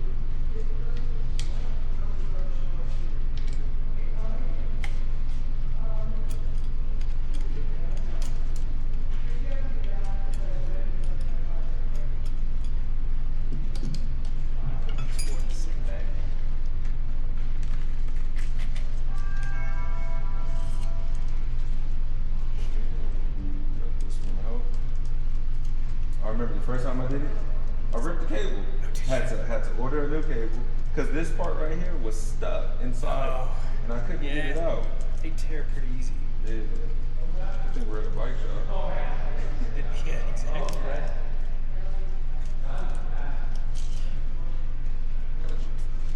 This one's out. And then yeah, see, you're a professional. This is the. I think they're ambidextrous, aren't they? This is right side. Yeah, this was on the left. So I'll put this one on the right. And this one's on the left. Nice and easy there. Got the screws. I'll put the screws in the bag. So if I ever need to revert it back to stock and sell that to somebody. Yes. So I'm gonna, unless you know, I'd have to pull up the manual because I don't remember the sequencing of these things. I did. These do fit into each other, and I did. Okay. Yep. I will set them up. Do these go down first? Nope. These ones go first on the bar. Do these in? We don't use these at all. We do. Oh, we do. Okay. These ones go on here like that. Oh, that's right. Okay. Yep. Cool. I'll set that up here. So this is a good time to talk about that middle hydration. I think that you said you put it on with that middle riser. What was it? It was kind of. So the way we resolved it was that we lowered the middle, then built up underneath here. But, right, and we can't do that because we don't have the space. Yes. So we may have to omit, or just do our best with that middle thing, the way the height it is. Or we can just not use it. And then, and as long as you can help me with the screw out, I'll just put 2. Yes. Yeah, We're gonna be taxed because service is fully booked today. Okay. But I have gotten a bolt or 2 out in my time. It's just if it ends up having to be cut out, that's where I'll get limited.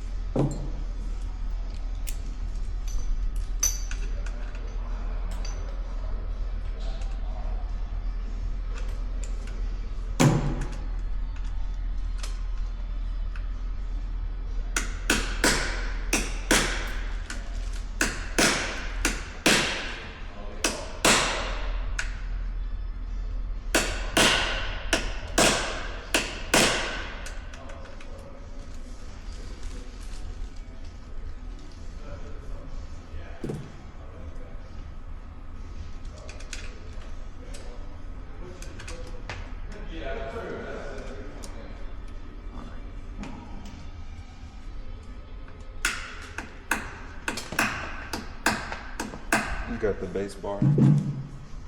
I'll put. Do you have a preference, Fran, on which one? So it basically goes here. So from a width standpoint, previous setup, you said you felt kind of compressed, like you were kind of bear hugging yourself. Yeah. So I would go start wide. Wide. Probably as wide as we want. Okay. And we can certainly change it. Okay.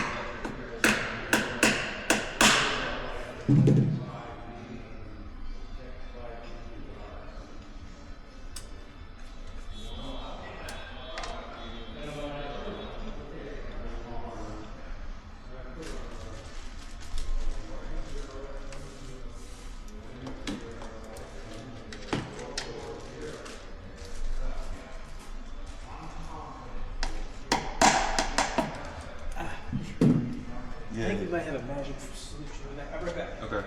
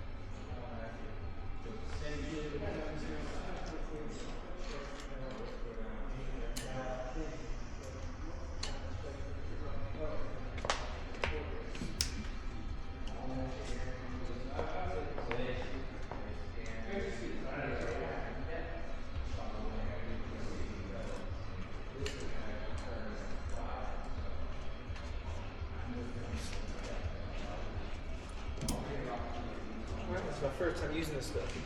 Mm-hmm. There's a gentleman, he's a helicopter mechanic. This is what they use with rounded out screws. Oh wow. Apparently, you just put a little bit in the head here. And Fran, what we can do, like just to save time, we don't have to worry about the shifters and stuff like that. I can put that in myself.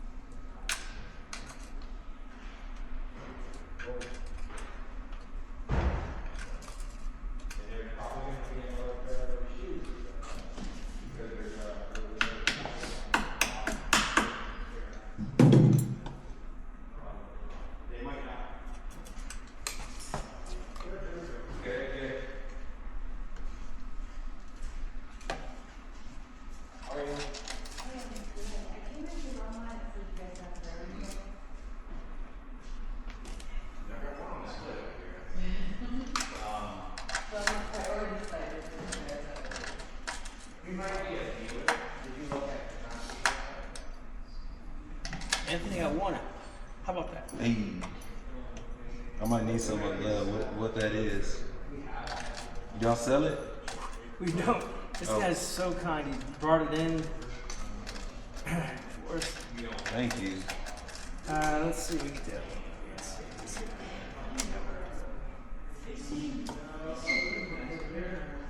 I've almost got this put together, so.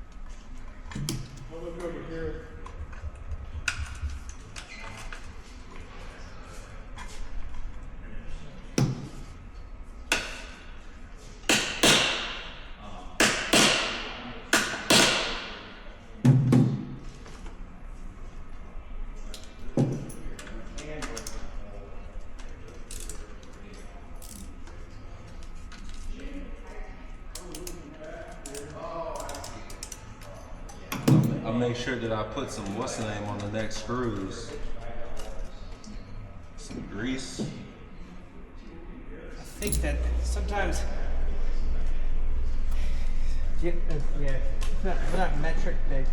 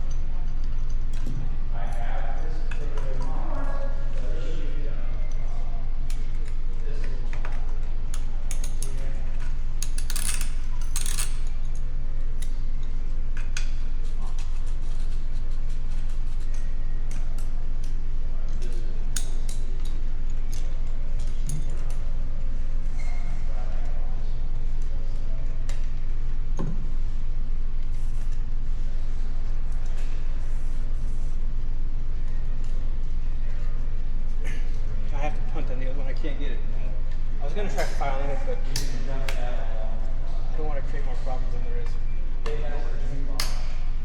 I completely put this on. The base plate's supposed to be facing me. Same thing. Just gotta flip it now.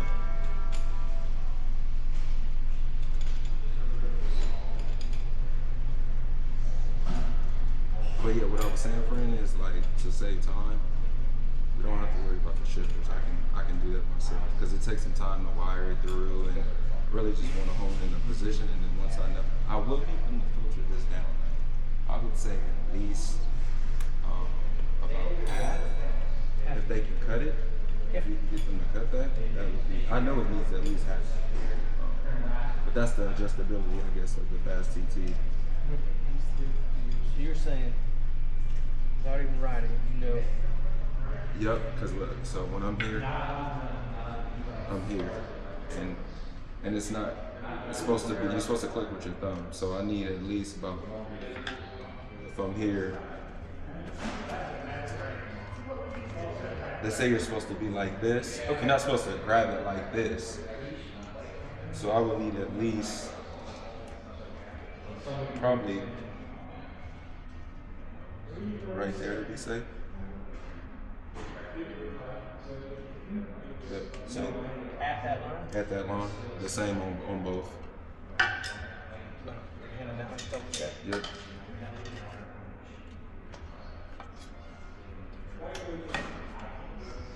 So my thumb, you know what I mean? Because the button is gonna be here. So I'm gonna be able to shift comfortably. Let's get rid of calipers.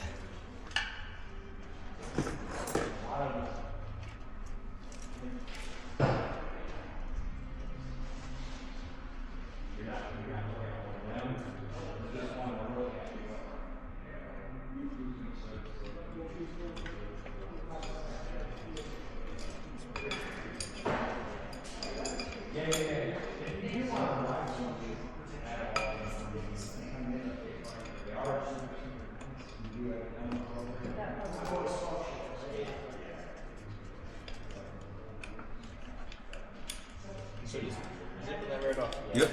Yep. Straight across.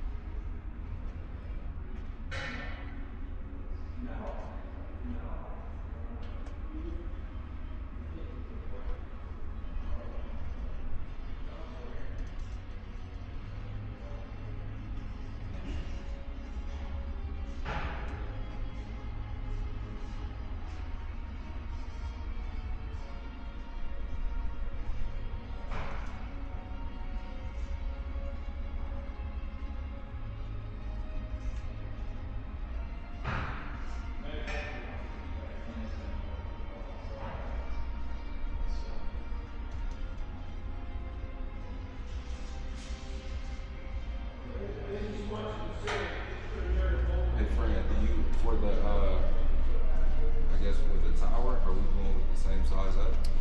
Are we keeping the same one that was there? Which one do you want to put? That's the tower you've been riding on. Let's leave that on. We can always elect to change it, but I think that would be the safest. Also knowing that your next spot is kind of the target. Yep. Just 1, 2.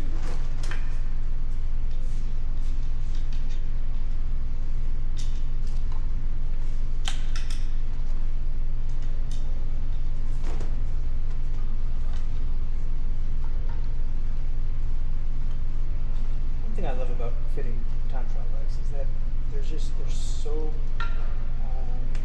versatile. There's so many positions you can create. Sometimes with certain bikes, there's just so many places to loosen his hands and arms around. But with these, Yep. Like how custom you can get.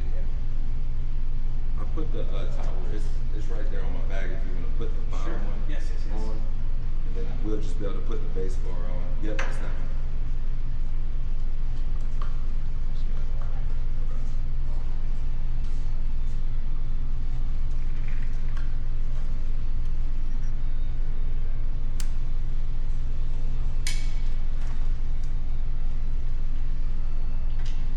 Now, what will happen? Do we need to run the DI2 cable through here? I can do that later. Won't you have to it's time consuming. That's why I said just let's do it without it, and then once I know I'm dialed in, Okay. I can do that later. I know that the whole cable management it takes a lot of time, Okay. and then two plus I'm gonna have to Loctite some things down too. So Okay. and I'm okay with doing that alone. Okay. But what I can do is I can't get those cameras and can't get That's right. the bike fitter to look at me. So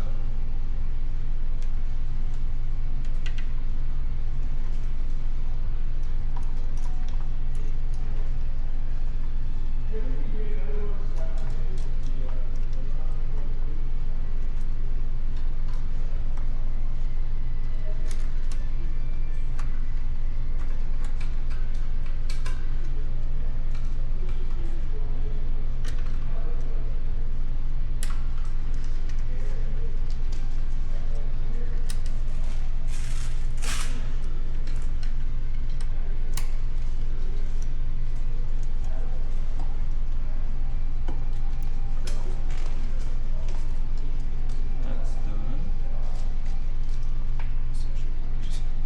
Longer was in the back.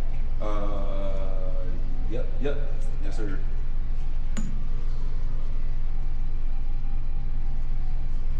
Yep, that's right. This goes at the top. Yeah, I put the two underneath. I think this one, the longer of these two go here. One of these is longer here though. and then here was in the No. I got you. Which one's longer? This one is. That one. So my recollection was Yep. I took it in the back. 1 second.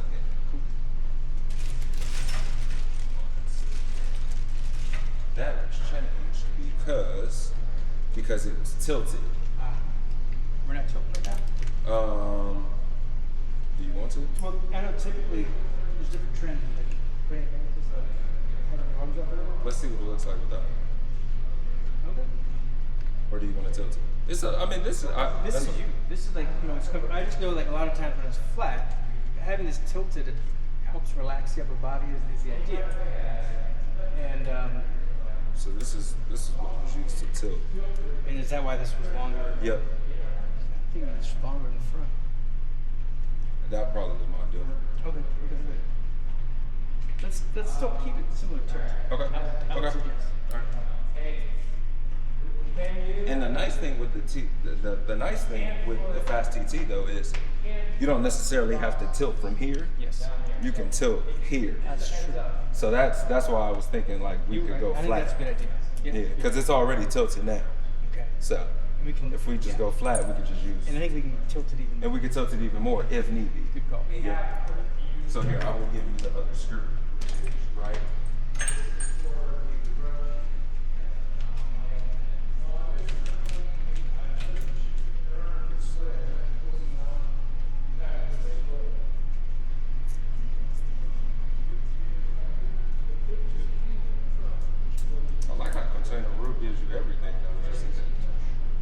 touch shorter.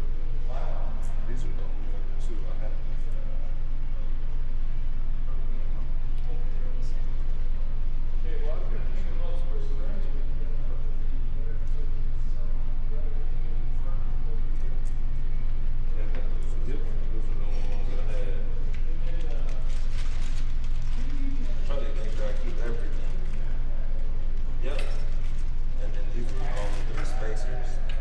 If you don't have, you know. So then these go on. These go onto the base bar, yeah. So this goes here.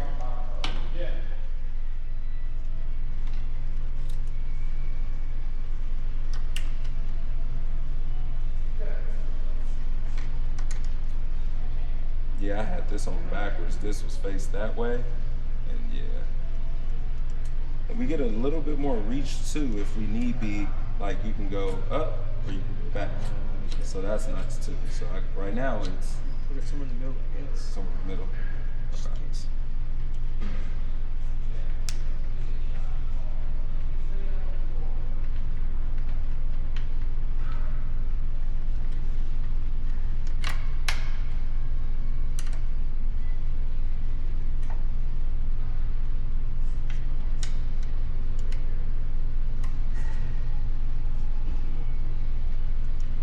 I got a torque wrench, and I know the torque specs is 12 millimeters, so I'm pretty good. You know what I mean? I'm pretty good about that part.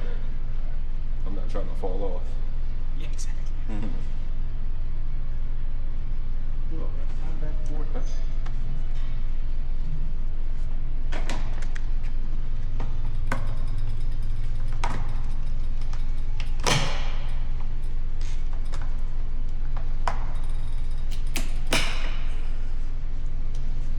Oh yeah, that's good right here for the shifters. Yeah. That's really good. So now my hands can actually stay. It's supposed to be tucked, and you're supposed to. Yeah, that you get to see the plate the one we took off was Right. short. Right. And then now I'm all the way on the pad too. It's good. Such a big landing area. It's Yep. nice. I relocate this thing. Okay. Elbow for a quick moment. And just relax it. Okay.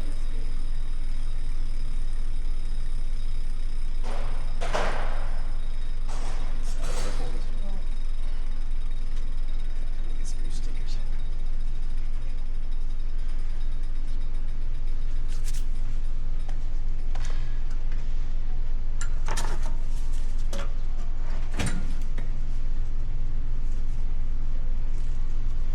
Yeah, we're a bit relaxed.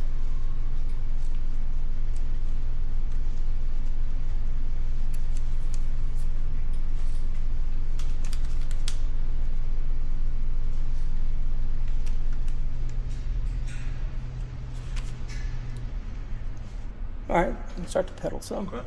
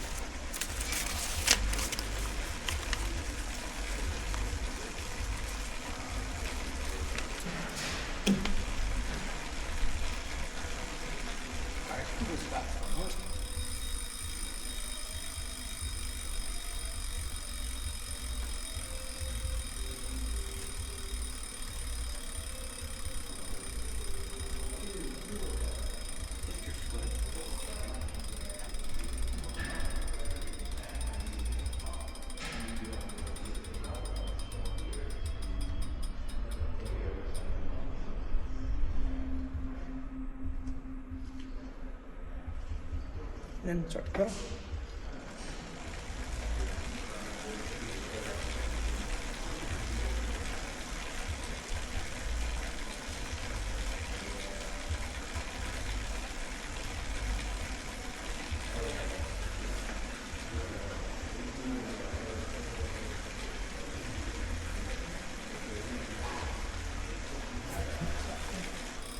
Sometimes things just kind of move around a little bit.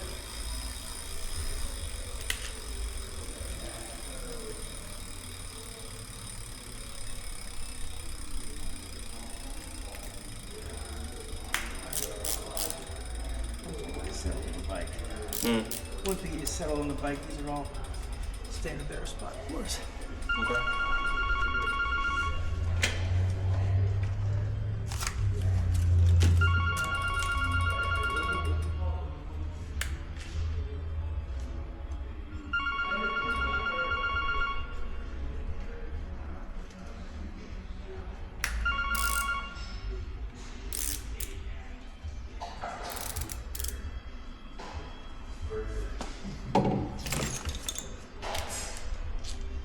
Disconnect that foot from home. Oh, disconnected. Yeah, just for a quick moment. Okay, you can put it back in. And do some pedaling.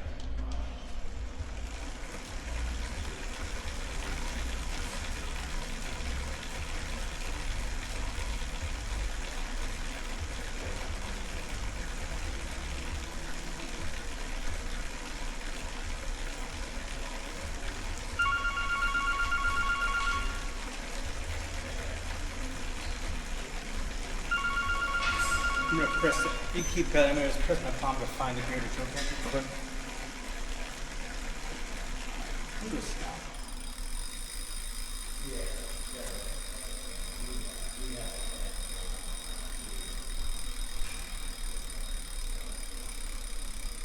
And start the pedal.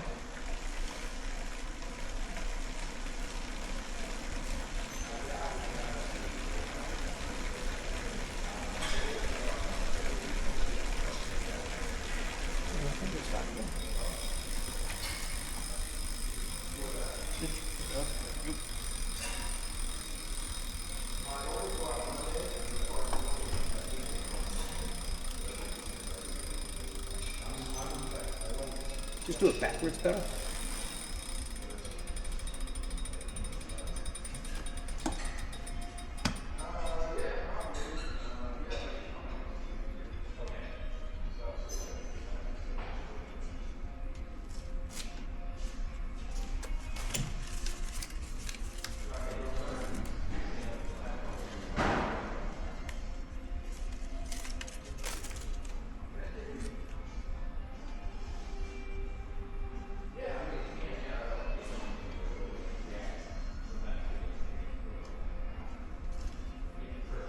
Okay, let's start the pedal.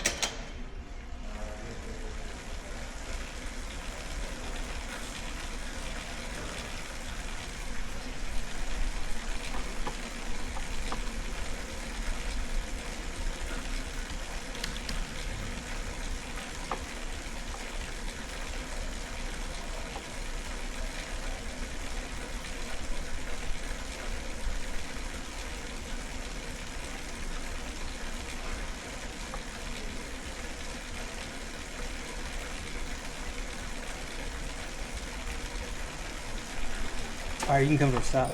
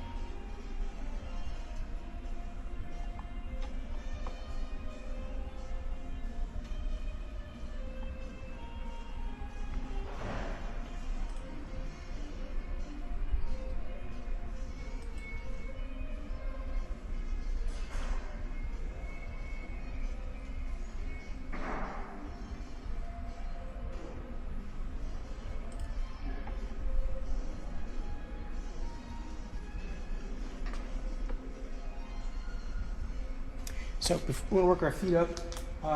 When you're pedaling, if you start to pedal again, everything's in place now. I appreciate your patience. No, All right. good. And then anything feel unique in one foot than the other? Is there either foot roll inwards more than the other? Pressure on the inside, outside of either foot? Just anything unique so far?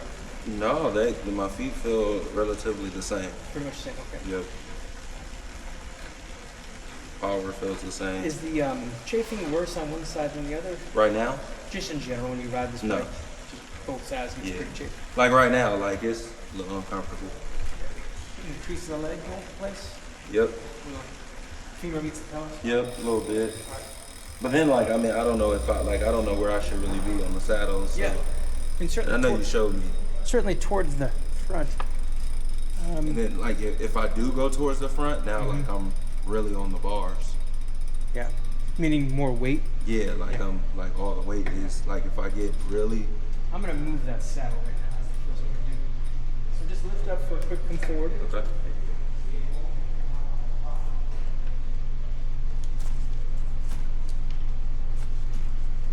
There's two of these. Now I make sure I get it. Oh, yeah, the other one's right there, Fran, if you want to put it right. Yep. Got it. Keep everything together. And matter of fact, you throw those in that bag over there. Yep. Yes, sir. Those are OEM.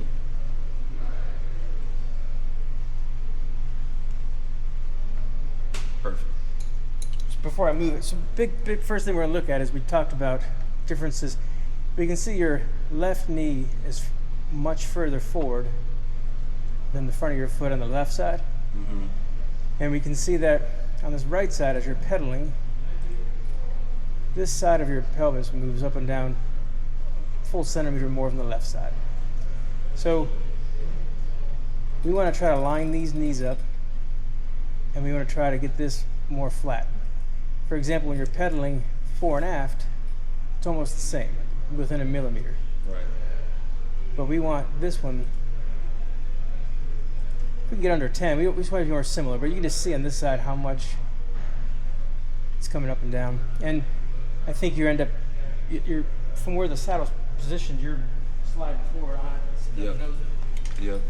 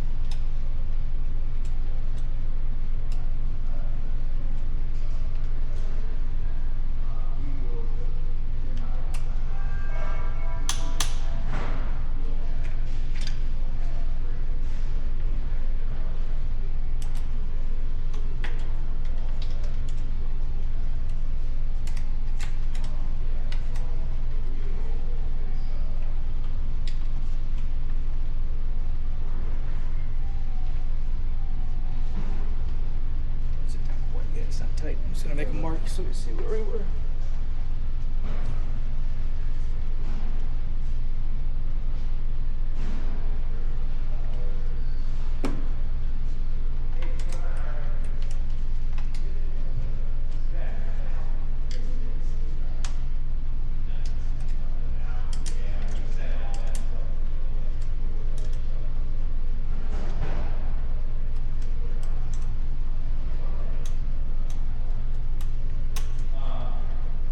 Sit down. Sorry.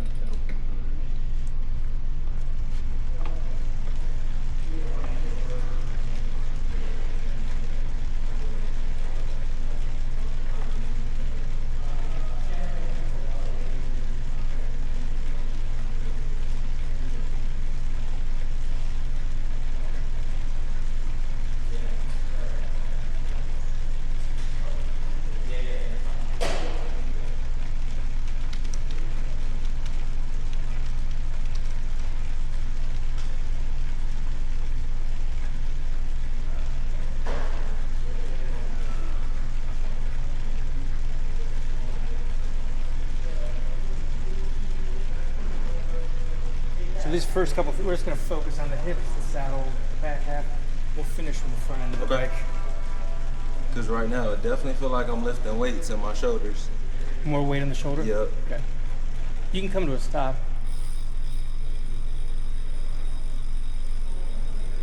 It's a lot better.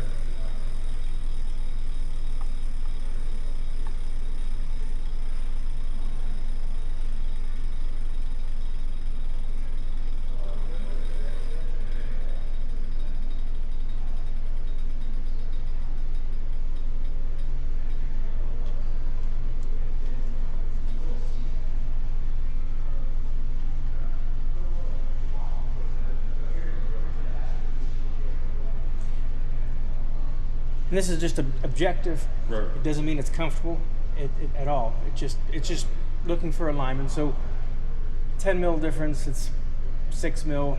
And then the displacement of your left knee, right knee was 30 mils, and now it's more, right now it's 6 mils. So just, at least that last capture, we're more pointing straight ahead. We're less offset with that left knee a lot further forward.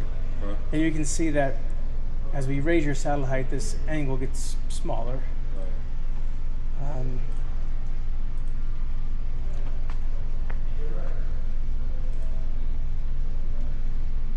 So bringing your saddle up and forward, this knee came forward a good 20 mils or so. This knee stayed right where it was. We just brought that other one forward. So the left one didn't move at all. Exactly. Okay. Yeah. And then vertical travel,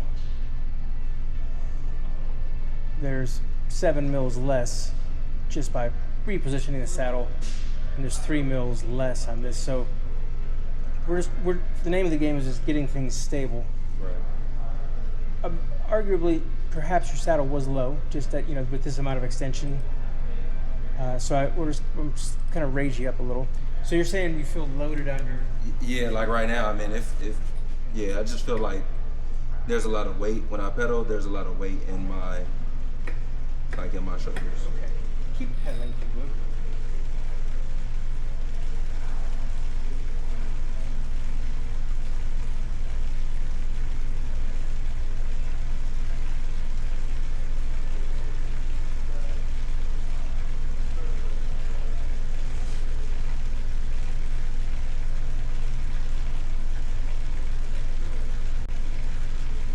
What do we do? How do these can move forward? How much room we have? To go forward? Just Yeah, if you unloose those two, we can go. gives us a little bit. But if we actually position those up some, that goes up.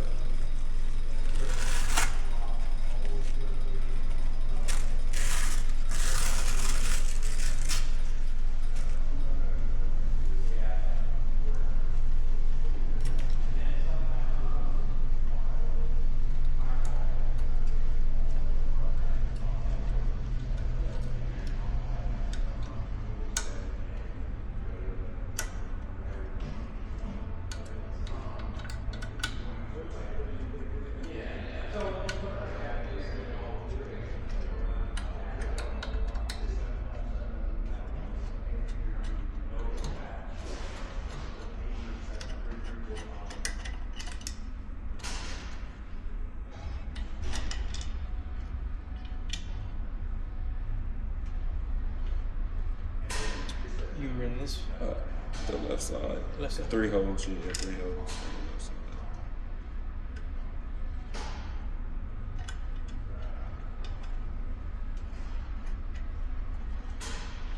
Because how much is like hold? I would estimate over between 10 and 15. Okay, see, yeah, that's about right.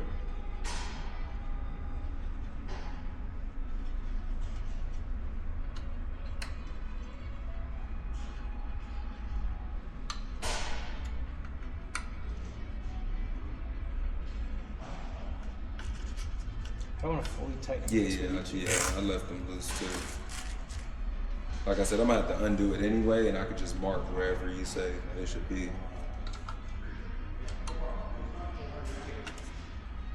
Because that was the hard part when I was doing it. I was like, man, Let me schedule me an appointment.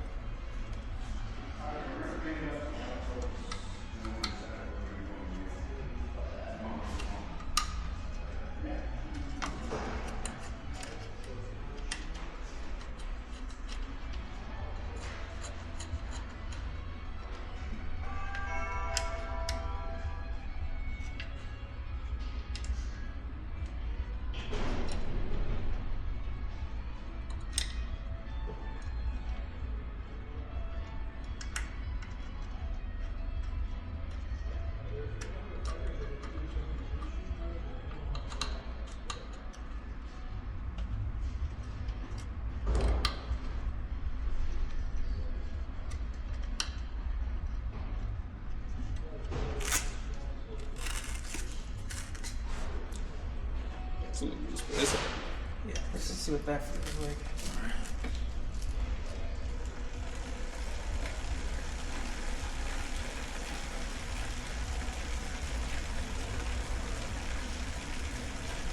Before the elbows would Back a little bit more, yeah. keep that. I'm just gonna take a peek.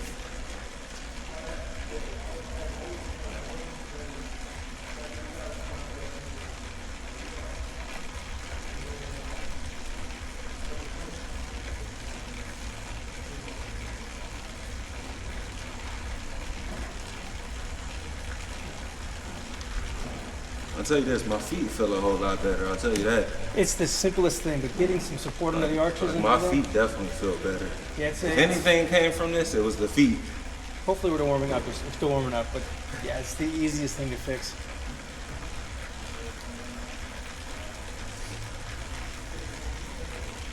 All right, you can come to a stop.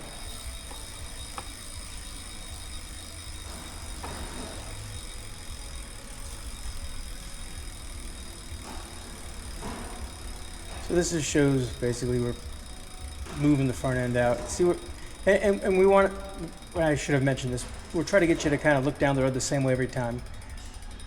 So this is probably just an exaggerated, but that's exactly what your neck. We want your neck to be where it ends up. Okay. You know, easier looking outwards, not feeling like you're. Right.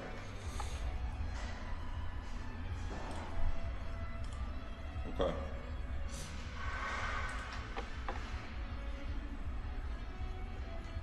Is that before and after? Yeah, this is. This would be from the very beginning to now. Yeah.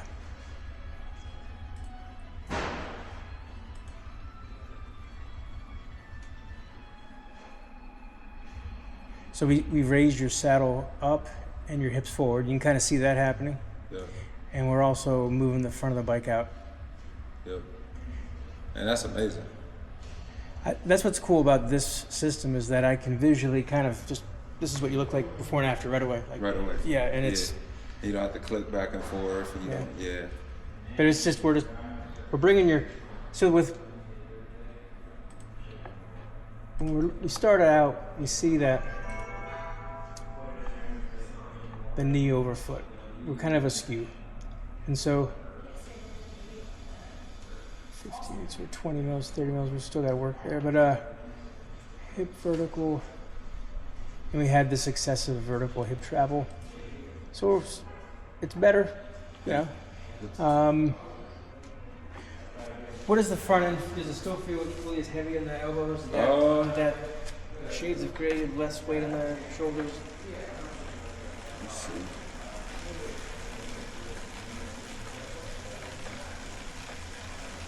Yeah, I mean, I don't feel as stretched, I think, as I did before. Let's see. I had a few watts. You're probably cruising wattages 880. What, Probably for the Ironman, 200. 200. Yeah. Yeah, maybe put a little more then.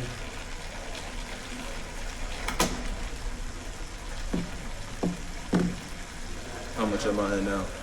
About 218, 202, Okay. around there.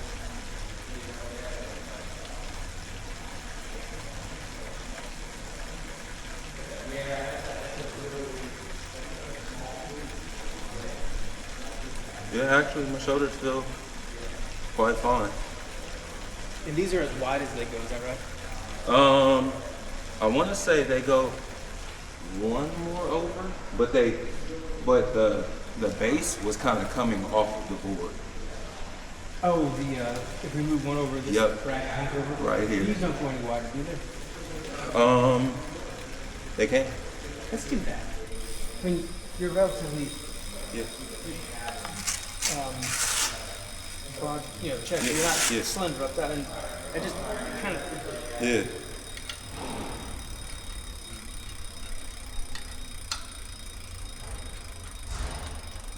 That's it. Yeah. Yep.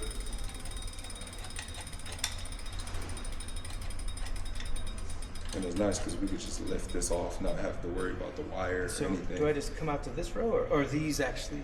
So what we can do is These are as wide as you can unscrew these Mhm. too, and then we can flip it around. they- Yeah. Yep. So we can take it all the way off, and then we can now get as wide as we want, which is relatively nice.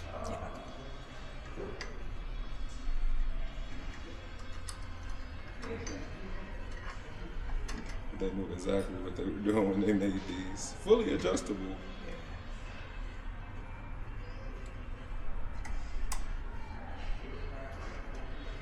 I do like my hands kind of being together Because we can still maybe angle them in there. Yep. And we might conclude it as I drop the screw. We can conclude it as maybe better where it was, but let's just take a peek. Yeah. True. And then then we go with the same thing. Either three. Was it the outer three? It was the Technically, it was the inner three. inner or three. Reverse. So Yep. outer three. Yep, now outer three. And then in order to just pop it the other way, that one screw we'd have left unloose, and then we could just turn it in. Yeah. What I'm gonna do as well, I'm gonna call. I've got a fit at 4. Okay. I'm gonna bump him out. Okay.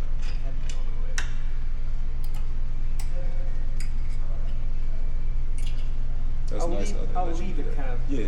Yep. And then we can kind of go however we want to go.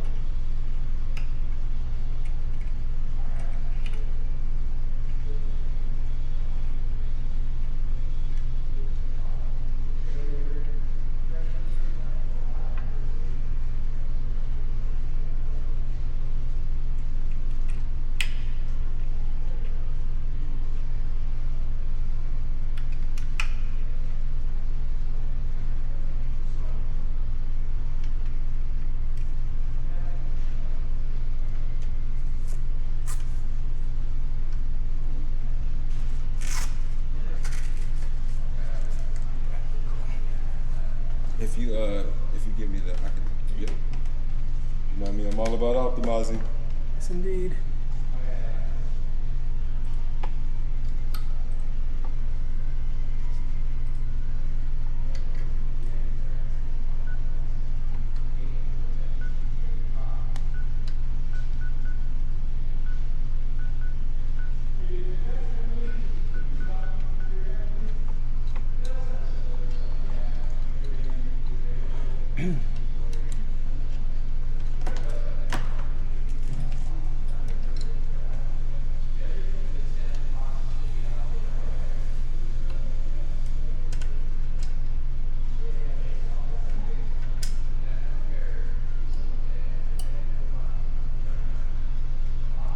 Hey Brad, Fran calling from Conte Bike Shop. How are you? I'm doing great. Hey, I wanted to try to catch you. I'm running a little behind this afternoon, and if we could, I was going to see if we could bump it out to, say, if it's not too late on your end, 4:45 or so. Okay, I appreciate that. Yeah, I figure if I catch you early enough, you don't have to sit here and wait for us much. All right, thanks. See you later.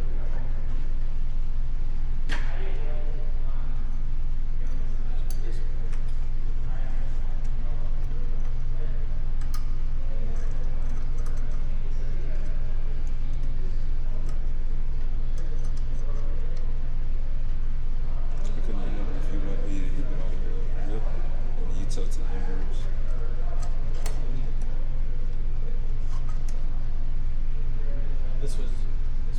Yep. We got about right there, and then we lock the bottom up.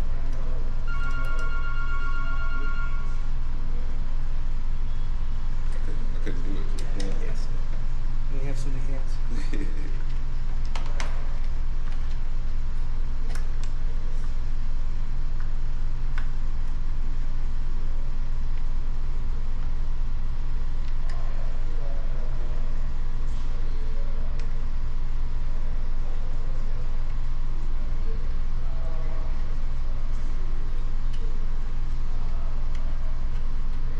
Had you ridden with these at all? These extensions? I rode, like 20 miles or so. Oh, you put them on the, and you didn't. They just didn't work out well. Well, I knew one I couldn't shift because they were a little too long, Yeah. and it just didn't feel as safe. I think we're a bit wide, but let's just see what this looks like.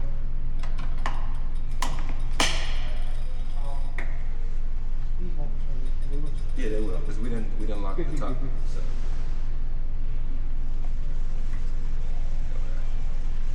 Okay. So this just gives you, your elbows up. I'm going to take a capture of what you'll see. Okay. Significantly wider. Not significantly, but That's all right. I'll do that. It feels a lot more comfy like that. good. Hey. The chances we're gonna have a BMC wedge, seatbelt wedge. Ooh. I don't even know if this guy doesn't even know if he has a team machine or a road machine or what.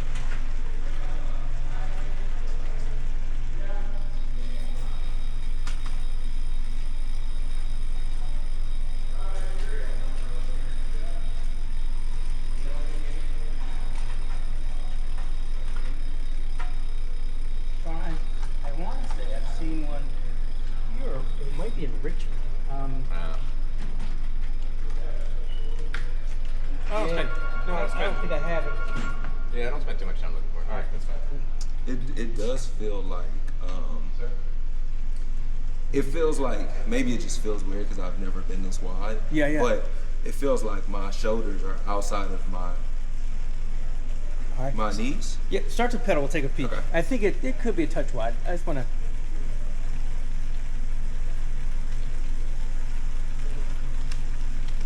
Very stable though. It's like a mountain bike. Yeah.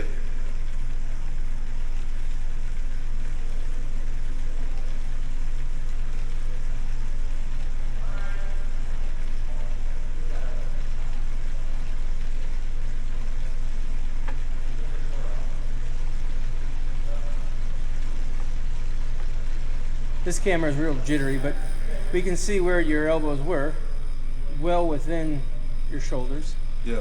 Now, granted, this would be the most aerodynamic. Right. I would say they're still inside the shoulders, but much less so. Yeah. So there's a middle ground. Though. This is about as wide as we can Right. go. And we can kind of tuck them in and touch. Okay. But you're saying, in terms of actually start to pedal, I want to ask you why you're feeling it. Does it change at all, like flammable, like No. no? No. It actually feels rather the same, except I could tell that it felt like my elbows are bowing out a little bit. One of the things you mentioned was breathing. You want to better breathe. Right? Mm-hmm. And so, are we heading in the right direction by opening this up a little bit?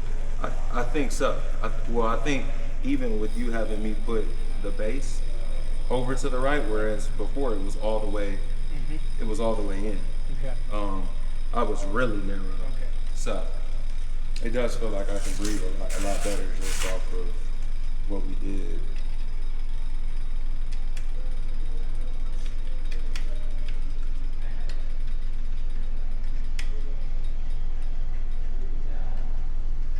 But I couldn't really feel a difference between how wide and how narrow they were, except, like I said, it just kind of feels like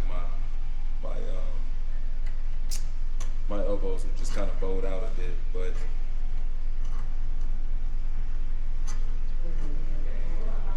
yeah, that would make it more narrow.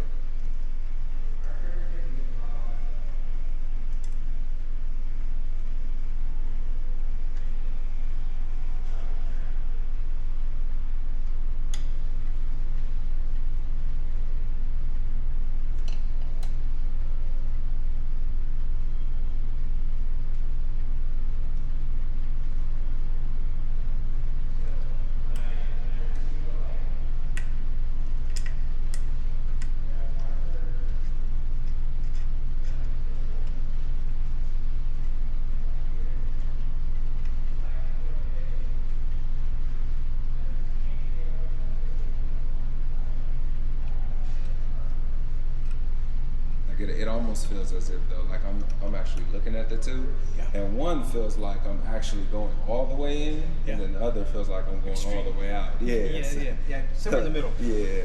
Fair enough. That's a good point.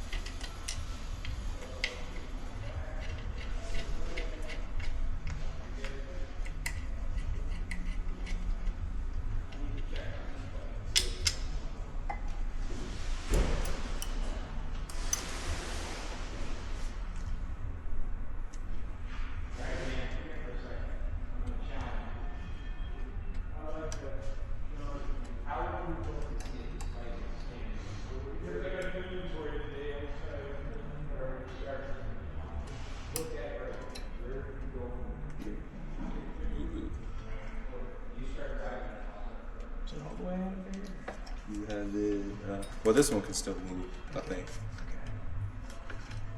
Yeah. So I guess that one is pulled all the way in, but.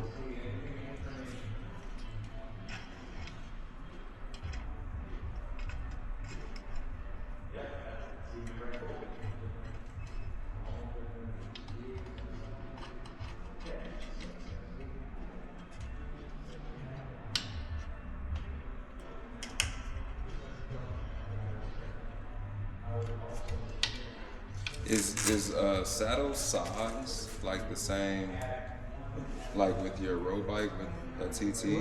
We're rolled so far forward that we're getting less and less on the issue tuberosity and more on the even almost on the top of the pubic rami where it gets pretty narrow.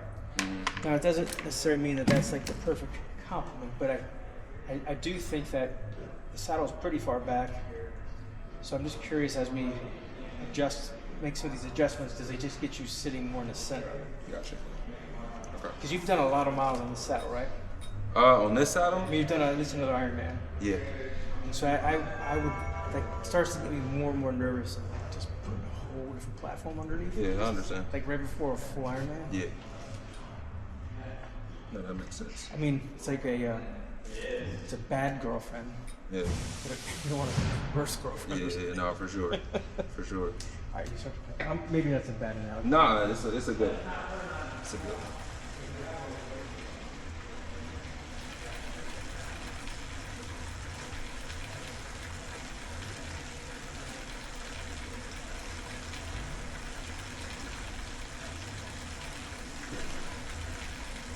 Looking down the road, how's this? Next thing I was curious about doing is rotating it up a touch more. Like to where Just so your hands are up a touch higher. Yeah. I can Unless see you're that. like, Fran, I can't envision why that would be good. I'd say fair enough. Well, I mean, I could see why. I feel like maybe I'm just kind of used to it. Yeah. Still feel like I'm bowed out just a little bit. You almost do? Just slightly. All right. With the same. What does my wattage look like? 200. So it feels like similar breathing.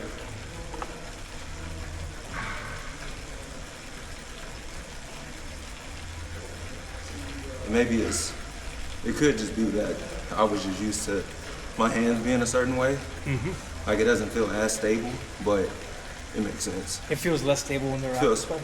yeah, Okay. slightly.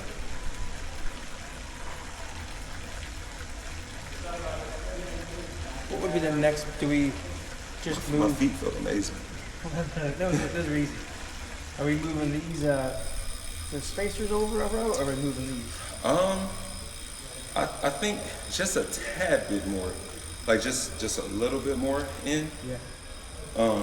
And I think that they'll be good. Relocated this inner one here? Yep. Okay. Just slightly sliding it to the left.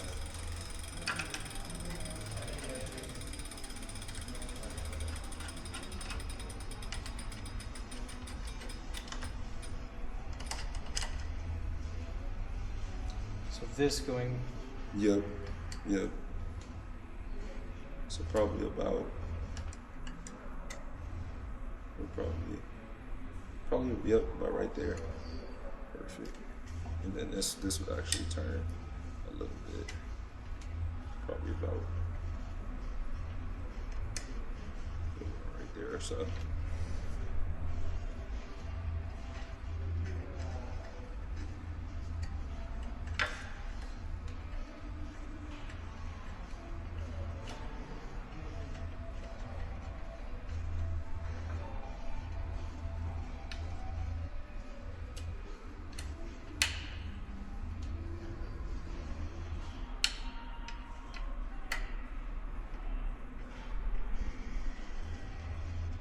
I got a terrible girlfriend and just get a worse one. You know, it's like Yeah. we don't want to go from bad to worse. Yeah.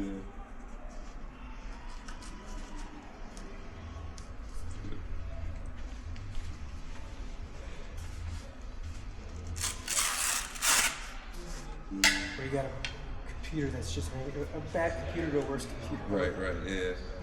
You have viruses, now you got Trojan horses. Something like that. Yeah. People are watching you through your camera. All types of stuff. I like the first example better. All right, I want to show you this.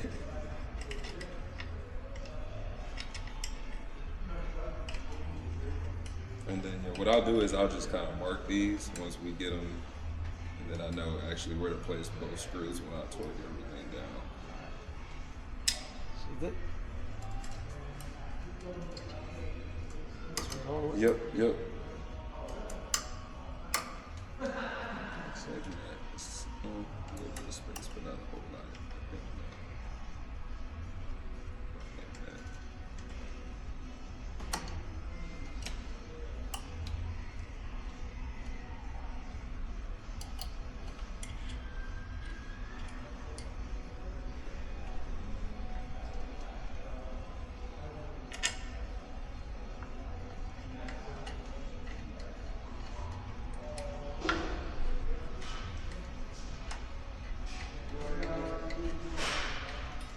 So for the most part, like with TTs, it's really like the comfort of the rider when it comes to kind of how they want their, I guess, their hands to. Certainly the front end of the bike, yeah, the trend is just more and more like the hands aren't flat; they're more and more in front of you. And the idea is it kind of creates a fair angle in front of you. Gotcha. Break the wind.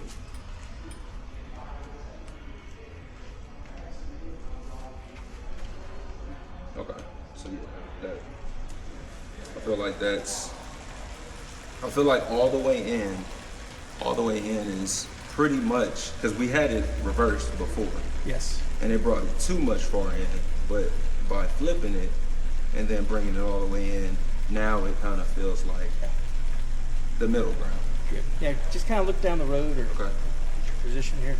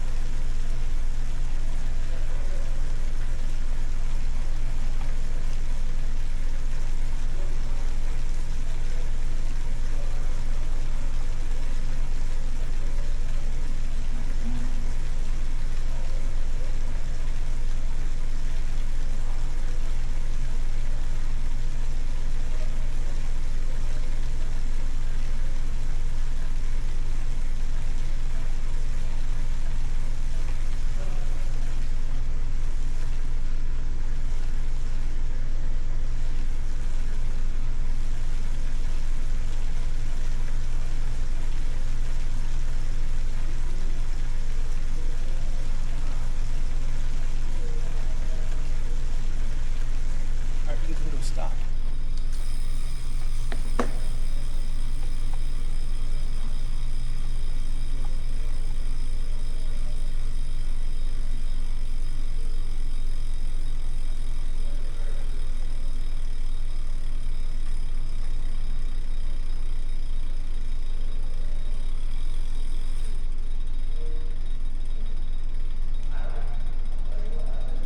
I know that like we're all the way in with them reversed. Yes.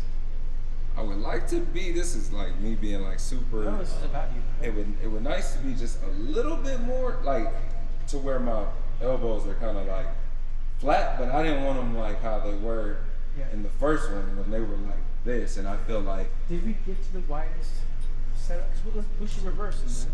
So if we reverse them back to how they are, and then we can work our way out from there. Yeah, knee squeeze down here. for sure. Yep. Yeah. Because I'm still a little bowed out, in a sense, and I can kind of feel it. Okay. I don't have the stability. Like I would be nervous going, you know. We don't want that. Yeah, I'll definitely be on the base bars. So we could take these and flip these again. It's important about how to make them.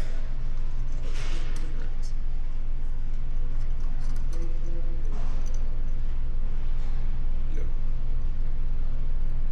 So before, all the way to the left is how it was. I think we can kind of start maybe like that and then see how, you know what I mean? Because we were all the way here to where both of them were that close, but then now we can kind of maybe start in the middle. Because we're going to be in this inside 3 here. We're going to be in the inside 3, yes sir. So that's all the way in, and then this would be kind of where we just, that's kind of like where we just were. So maybe in the middle there at the top.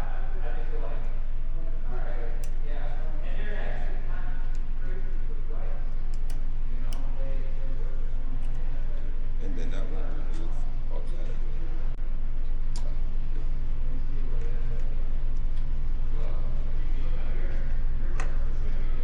Because it's something too about like my elbows being a little bit straighter, and I feel like it's almost like it's like I'm leaning on something.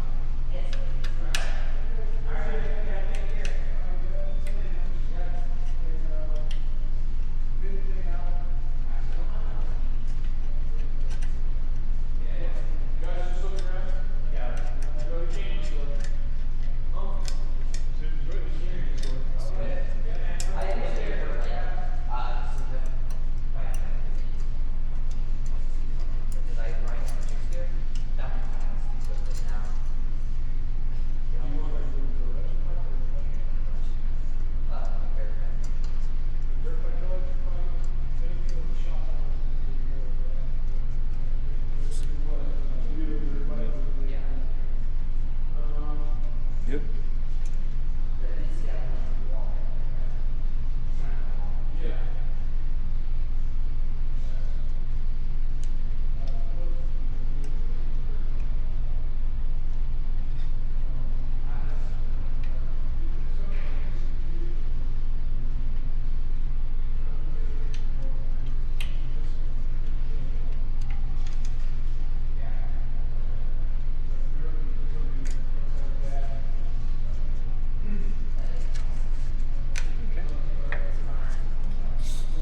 So I could automatically tell. Yeah. Like, it's like night and day. So now my elbows are in, but they're not as far as they were before. Like I got some space, but I feel like it's completely stinking.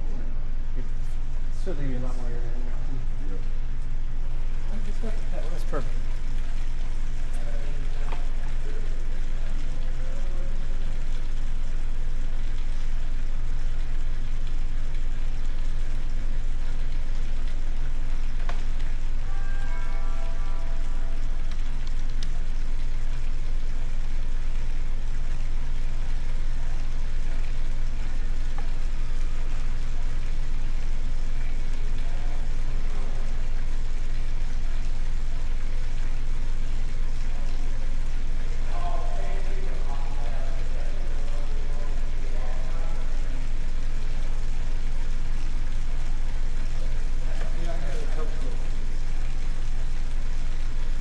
What was that? Oh, I put them right here. Sorry.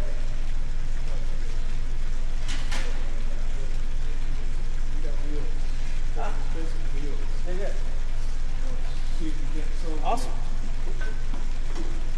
Hey, Al, how you doing? Feel good? Yeah, I wanted to, hey, I used this today. Okay. It worked great. I got a bolt that way. Kind of cool. It's like it creates a sandy kind of stick together. Yeah, pardon one moment. Okay.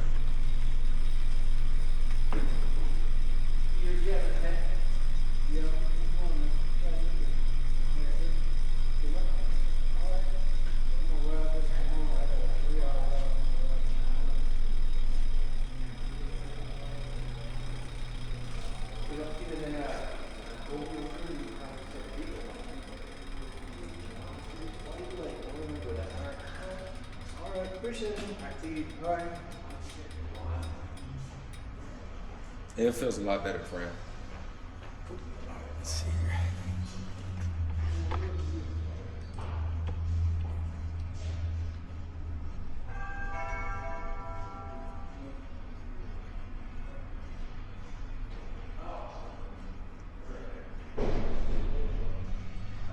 here. So this knee over foot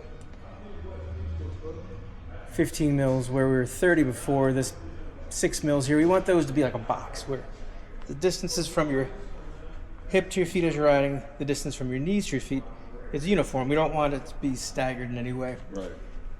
And consistently this hip vertical travel, see, if you remember beginning it was 10 mils. Yep. It's 2 mils now. Horizontally it's 5. But anything Under that. 10's that's you get to 10 and start wondering. Where are we now? Vertically we're 2 mils. Okay. Yeah, so we're in good shape.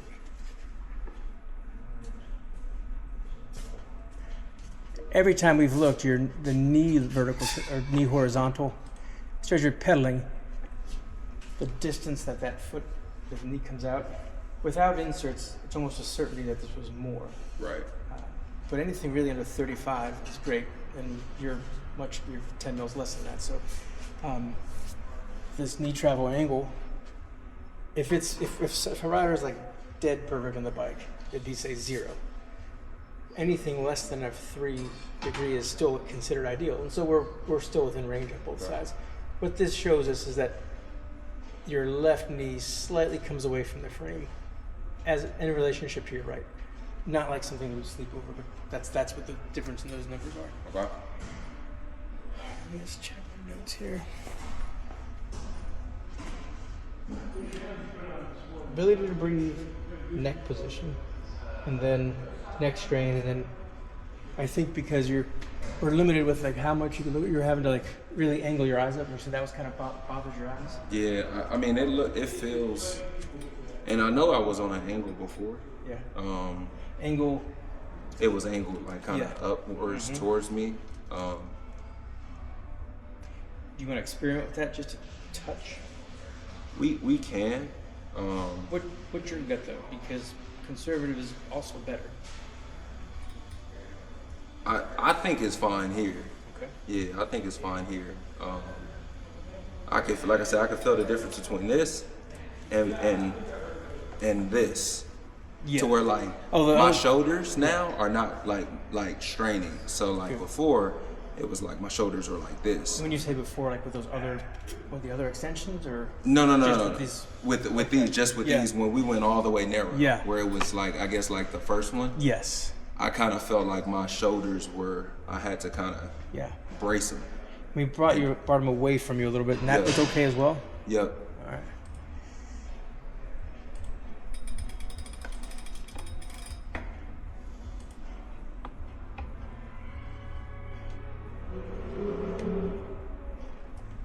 Because right now, are you able? Well, it says that.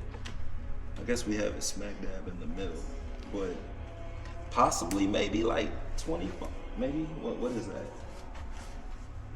Is that like in the middle? Between 25 and 20. So say 23. Yeah, that's what it looks like. So I meant.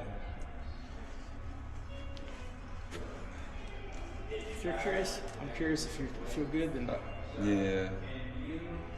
I've got a mark to we can Okay. come back to it. Okay. If you did want to try rotating a touch.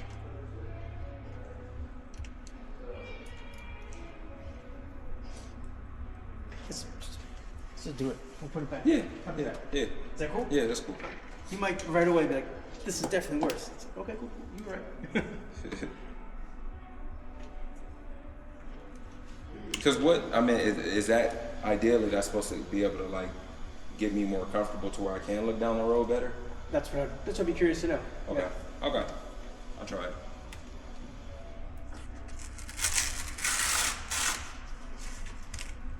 I think we have to take these off. Yep. You have to take off and the blade.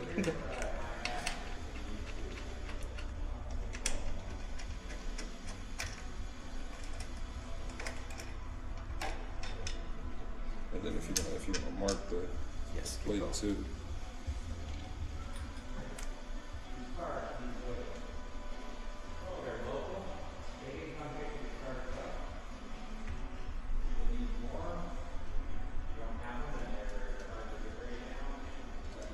And actually, Fran, I don't know if you can get the big bolt through there, but if Is that you all can- that we gotta do? yeah, you just unloose that one, and then it slides right up.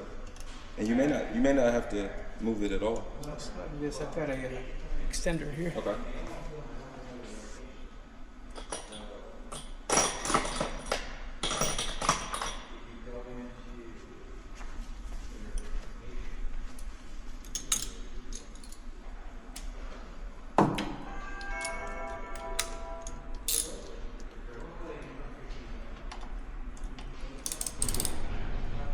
And it should slide exactly where you want it. Nice, right? Yeah. Alright. So this is where we were. This would be 20. 25.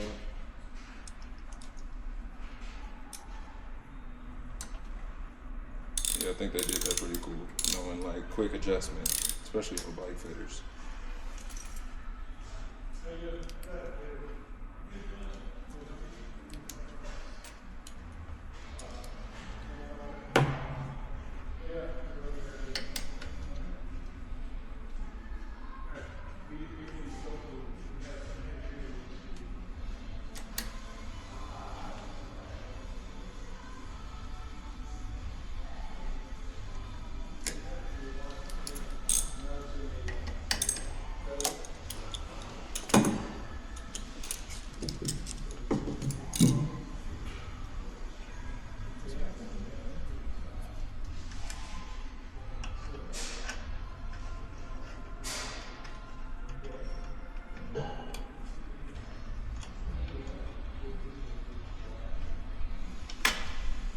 I think time trial fit at this level with the distances you're riding, it's it's almost like a work of art. You can't. It's not a one visit. Like that's why Yeah, we just yeah. No, I get it. that. That's it. Yeah, it did slide up a tad. Touch. Yeah. Maybe I went too conservative. We shall see in a second. But if I definitely sign up for like I'm thinking about signing up for North Carolina again, which is in October. And if I do, I can always come back. Especially if I continue to ride and maybe having some discomfort or whatever the case may be. But my feet are like, I mean, it's like night and day right now.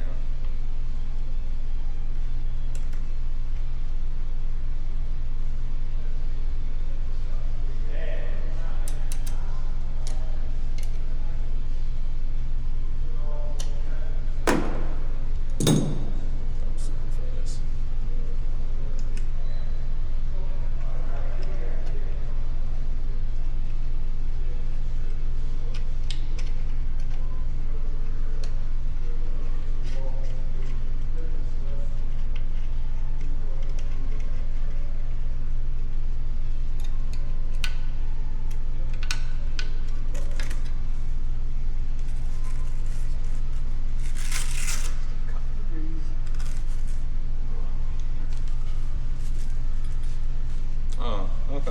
I could as soon as I went down, like, all right, I'll take it.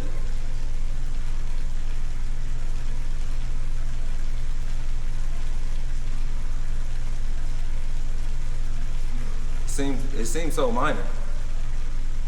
That's the weird thing about bike fit. Just a few mils here. Seems so minor, but yep.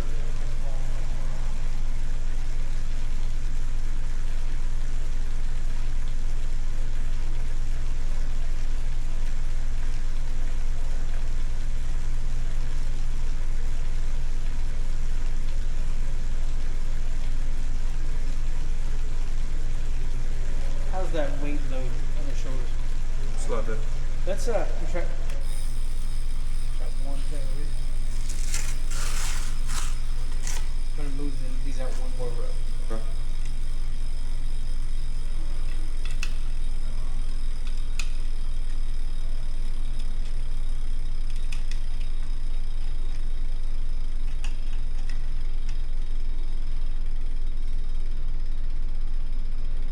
Like to that second row? Just outwards away from you. Oh, okay, gotcha. Oh, going up one. Gotcha. So we did one row before, now we're gonna just one more row. Okay.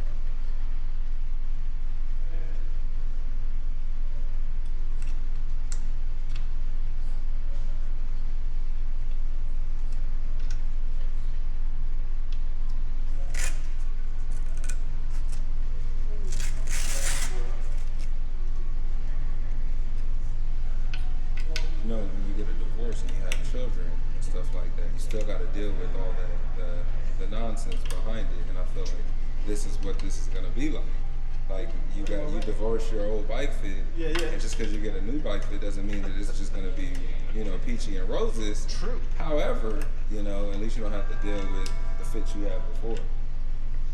And yes, it could be worse, but a lot of times we don't feel like it is.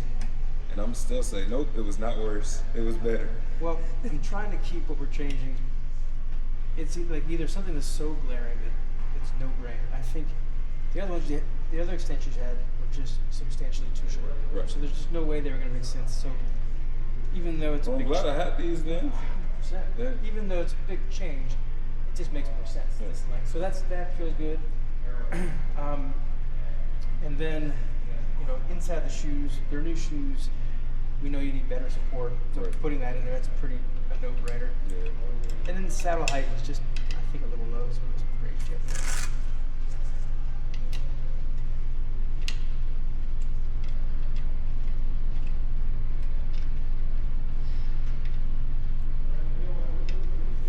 And then I want to say that's the furthest that the bars will go. Mm-hmm.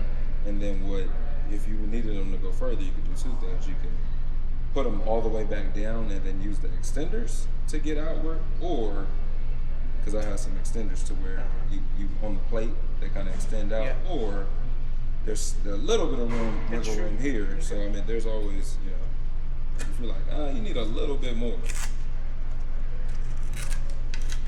I think it looked good. This is just because I'm curious.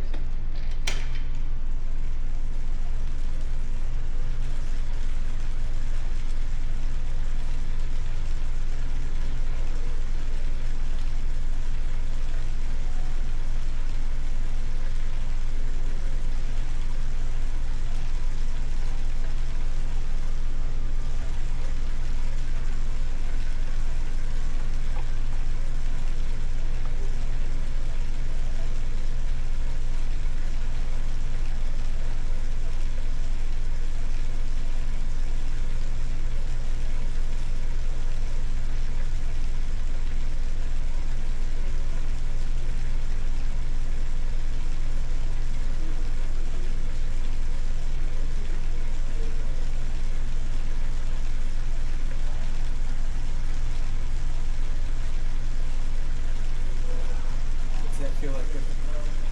I think it's a little better. I think it looks good too. Yeah, it's a little better. A lot better, actually.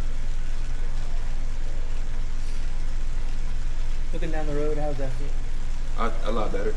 So before it felt like even if I get more aero, my eyes are up. Versus it felt like before, when I tried to look up, my eyes would be like that. I know that feeling when you're like, Yeah, like if you're looking up all day, like eventually get a headache. because even if I'm here, Yeah. I can still see. If I get lower, I can still see. But before, when I was here, I would have to go, and then it just kind of hurt back of my neck. Basically, we take it into your hips and your shoulders and we moved you forward. Yeah.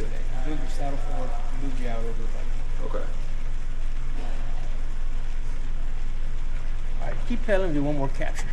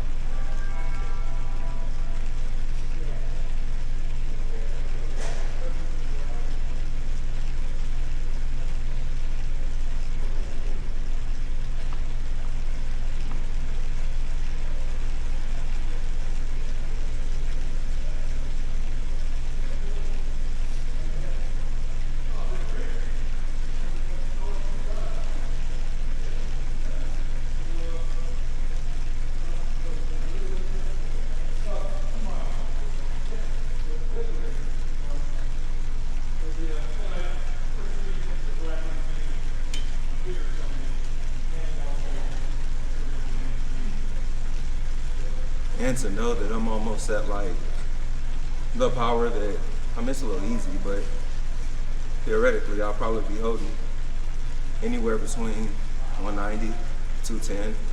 That's right where you're at. Yeah. Zone 2-ish. What's my cadence like? 92, 93? Oh, it does 90. Yeah, it feels like it. So, That's probably pretty target. yep.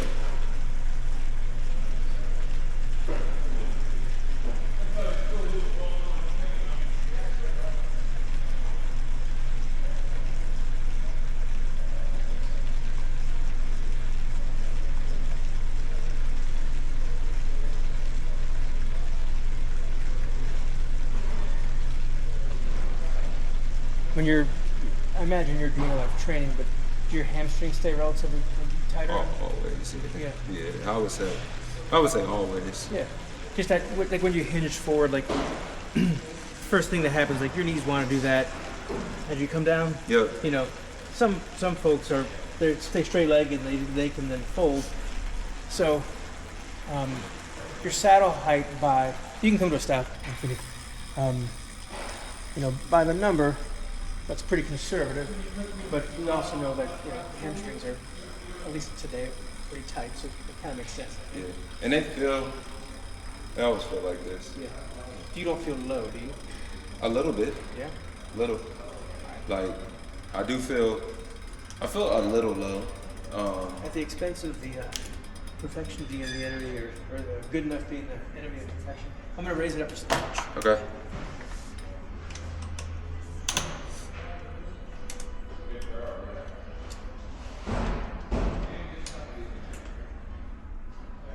Like, yeah, a little low. I don't think it's like night and day. Like, like it's way too low and I can feel it.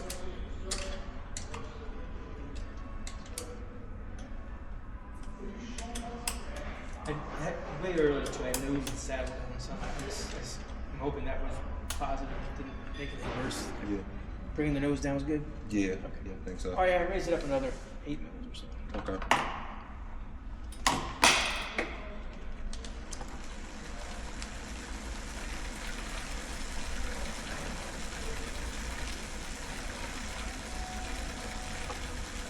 Well, that saddle feels a lot better Does it? for some reason. Really? Yeah, Okay, because okay. boy, I was like, all right, Fran, what about the saddle?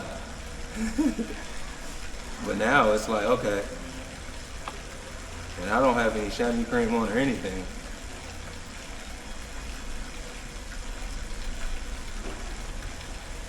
And it actually feels too, like I can pull up with my hamstrings a bit, whereas before I couldn't. Yeah, they're already contracted. Like, what's the point of biking if I'm only using my quads? So to push down. yeah. So where we started today, you're at a say 49, 50 degree extension. Okay. We've gradually brought you up and up and up, and now we're at a 43, 41. Okay. So Is it better for that number to be high or low? it depends on the rider's flexibility. We know your hamstrings are somewhat limited, but you can see. I mean, look at the left versus the right.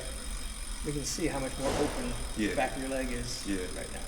So, provided your hamstrings can reach, it might be that you can drive your legs more. No, for sure. The higher, as we get up. Okay. Okay. But this is where you came in on that left. That's how it was. Basically, before we made any changes. Right.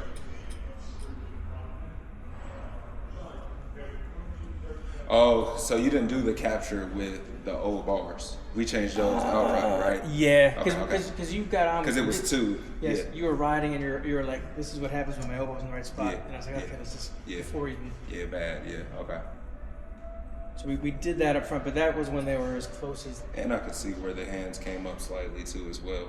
Yeah. Not a whole lot, but enough. Yeah, it's really went from like 23 to a couple degrees. Yeah, a couple degrees. Yeah. Yeah. Okay. I mean, it could be down. Maybe 25 is not that. Maybe. And I am. 28. So like I said, I have been. I think I'm more flexible than last time. I'm probably just tight from just training and whatnot. Yeah. So I can imagine come race day, I'll be nice and loose. You want to? Let's see.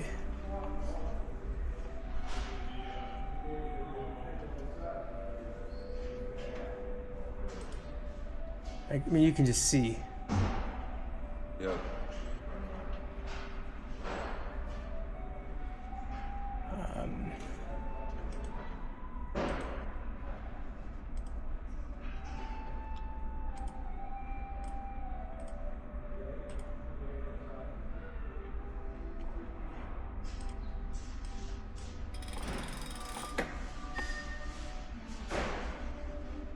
And my feet feel a whole lot better. Like, I mean, it's insane.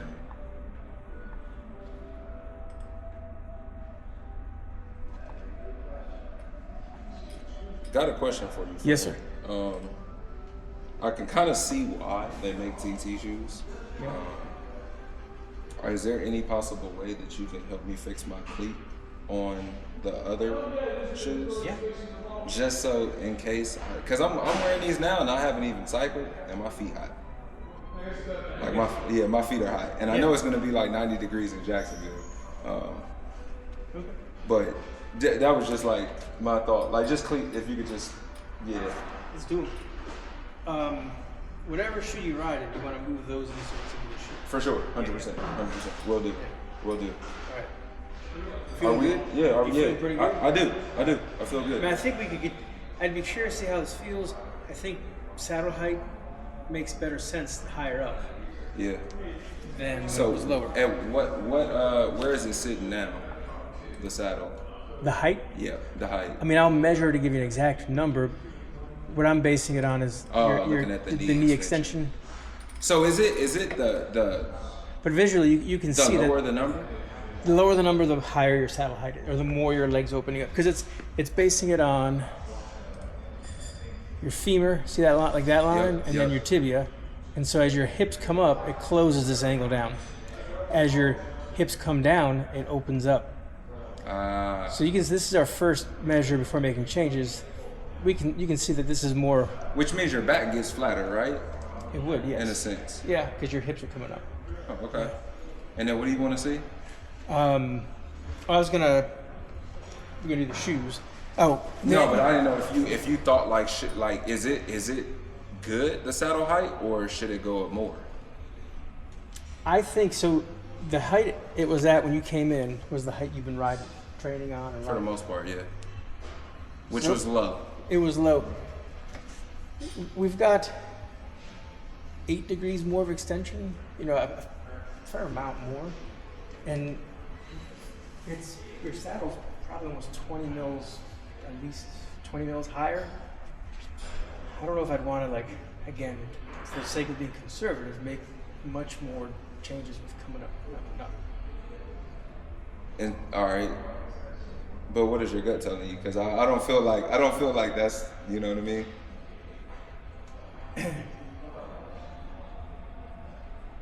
Well, I will bet I'll say that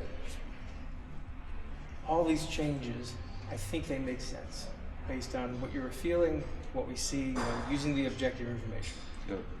But also, presumably, hundreds and hundreds of miles brought you here today, and so it would be really kind of negligent on my part to like make really drastic changes, saddle height included, and think that you'd be fine riding 100 miles. Like you'll get a ride or two before even the event, I hope, right? Yeah, for sure. Okay, cool. For sure. Tomorrow I might ride 100 or so. Just 100 miles. Maybe even Sunday. Yeah, I mean, but it's only like 1, 2, like nothing crazy. Yeah. Because we want to see what your body feels like. Your body's gonna. Oh, anytime we change our bike, we kind of grow. I look at it around our bike, kind of become a part of it. You get on it, everything knows where it's supposed to go. Now we're changing it. Yeah. So your body, it does take some time. That's not there to adapt. So I just want to be conservative. No, I get it. I can make a mark so we know where it is now, and I can raise it up if you're curious. Yeah, I am. Especially because I can feel it. You know what I mean? And you can see visually. And I can see it. The Yeah. left one versus the right one. See how much more extended that angle is. Yeah, no, for sure. For sure.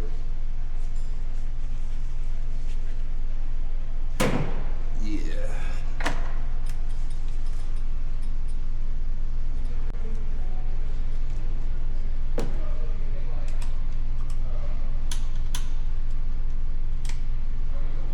There's an angle too. I was trying to like draw, show me exactly what it is. And when you get a chance, Fran, I want you to pass me my phone because I'm gonna look at my last fit and he measured where he had my saddle height. I want to say I might have accidentally dropped it down a little bit, but I just want to check. And I'll measure it and I'll know for sure. Your phone? Yep. Appreciate you. Yeah. Let's see here. Files. See, I store everything and I keep everything. Desktop. Bike fit RVA. Okay, here we go. So it was at. You probably understand this better than me, but saddle height 75.5. Yeah. And we'll measure today. We'll know. Okay. We'll have an exact comparison. Did you get any kind of like knee angles, any your measurements of your body on the bike?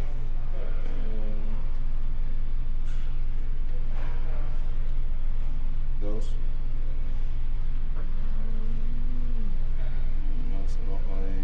Till hip angle, knee angle. Yeah. Oh, so it's measuring from 180 degrees, so 180 less 136. Yep. I have had lunch. I'm not going to these calculations. No, So this is what's 180. I'm so embarrassed. I can't no, good. I have no clue. Because what is it in like a different measurement? No, it's just I think it's the other side of like 180. So the final knee angle was at 142. So I think it's 180 less 142. 2.6. So it would say 38. It's just measuring like the other side of a 180 degrees line. It's just measuring the other side of it. Like we're measuring this side, he's measuring this The other side. Yeah. Okay. So that is that. So where are we now? 41, 43, 41. He's measuring this angle. We're measuring this part of it. Gotcha. Off of this line. Okay. Right now we're at 41ish. 41ish. So if that's correct, then we're a little lower than that. So I've raised you up. Let's see where you are now. Okay. So maybe it's came down from when you had the fit. But that's also, it doesn't mean that we needed to be where it was. Right. No, for sure.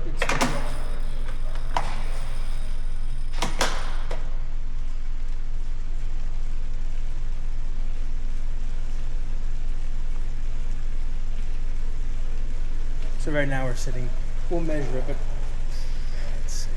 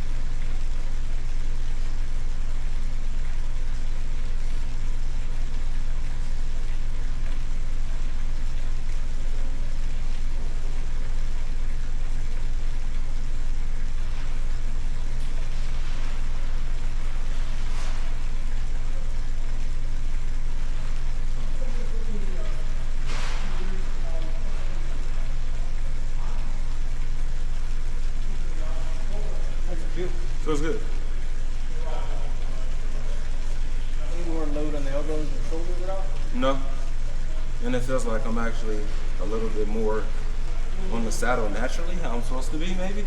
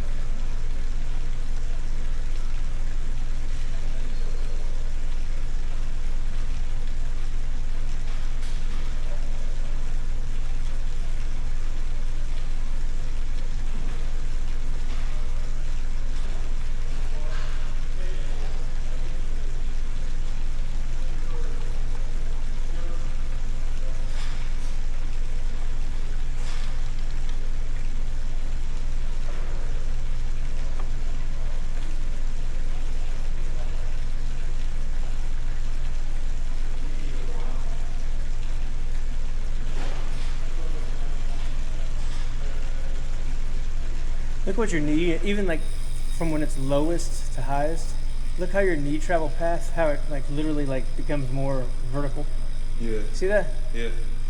Is that a good thing? Yeah, Okay. yeah, because it just means it's lining up. Okay. The green is coming up the back of the pedal stroke, and then, or blue's up the back and green's pushing down. Okay. But I mean, that's dramatically. You can see. What was it before? What's that? When I first started, like, how was the? Well, I guess the pedal stroke. It was, it's been uniform, but I mean, you can see your hips are going up and forward.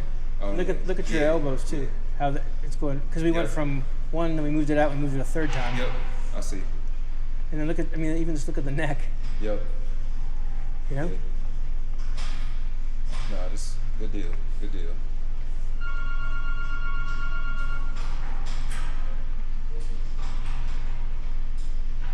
Oh yeah, it's like now it's like night and day. Yeah. Yeah. I think we did something. Yeah, for sure. For sure. Yep. Even look at the ankle. How you can see like you get in that snap where we were so low. So low, yeah. Yep. I agree. And I was always wondering why, why sometimes it felt like there was just discrepancies versus when I ride my, let's say, Zwift bike indoors versus when I ride this bike. I always felt weaker, which I know, like, maybe you weren't able to extend your leg. no, exactly. Yeah, exactly. So I mean, that's cool. That's cool. That was kind of the whole point today, is to get I feel like anything is better than what And it was a good call. That was a good idea to bring it up. Yeah. All right. So I'm gonna tighten some stuff down. You're gonna tighten this stuff. You feel good about it? I feel good about okay, the cool. cockpit, and I'll get the shifting in and everything like that. We'll be You want to hop down, Yep. get things tightened, and then we'll look at that other pair of shoes. Okay. I just want to make sure we have enough time before Brad gets here. All right. I can go to the bathroom right quick. All right, cool. But yeah, no, I appreciate it, Fran. Oh, you're very welcome. I'm happy to help out. I just wanted to just in case. Now, how do you feel about how these are? Would these be good for me to hop on my road bike? Okay, cool. All right, bet. Yeah. Let's see it. They look good. They're nice shoes. Yeah, I want to make sure. All right, cool. I mean, it's the same. Same. Okay. Yeah. All right.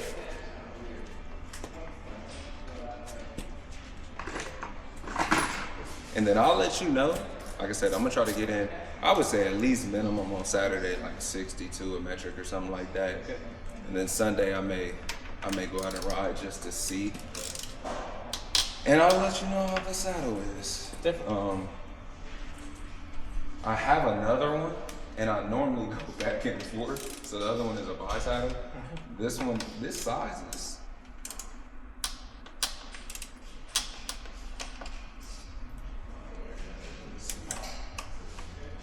The width? The width, yeah. These typically aren't even really measured. I want to say because you're so far. So far forward. But normally I have on my road bike a 152 maybe. Yeah, I mean your sit bones were relatively wide, like at 140 something. So I figure if I'm coming down on something even not as wide, that I'm not able to actually. But you're rolling from the widest part of your pelvis, so it occasionally gets narrow. You know, the front of the pelvis narrows. Narrows, okay. So that's why it can work out. Okay. Okay. All right. And then now the saddle is up. What's up? I said now the saddle is up. Yeah. You got it quick. Yeah, it's a all right, y'all. So that was a long 4 hours, 30 minutes of bike fitting. But that's how it is. That's how it is when you're trying to get everything dialed in, you know.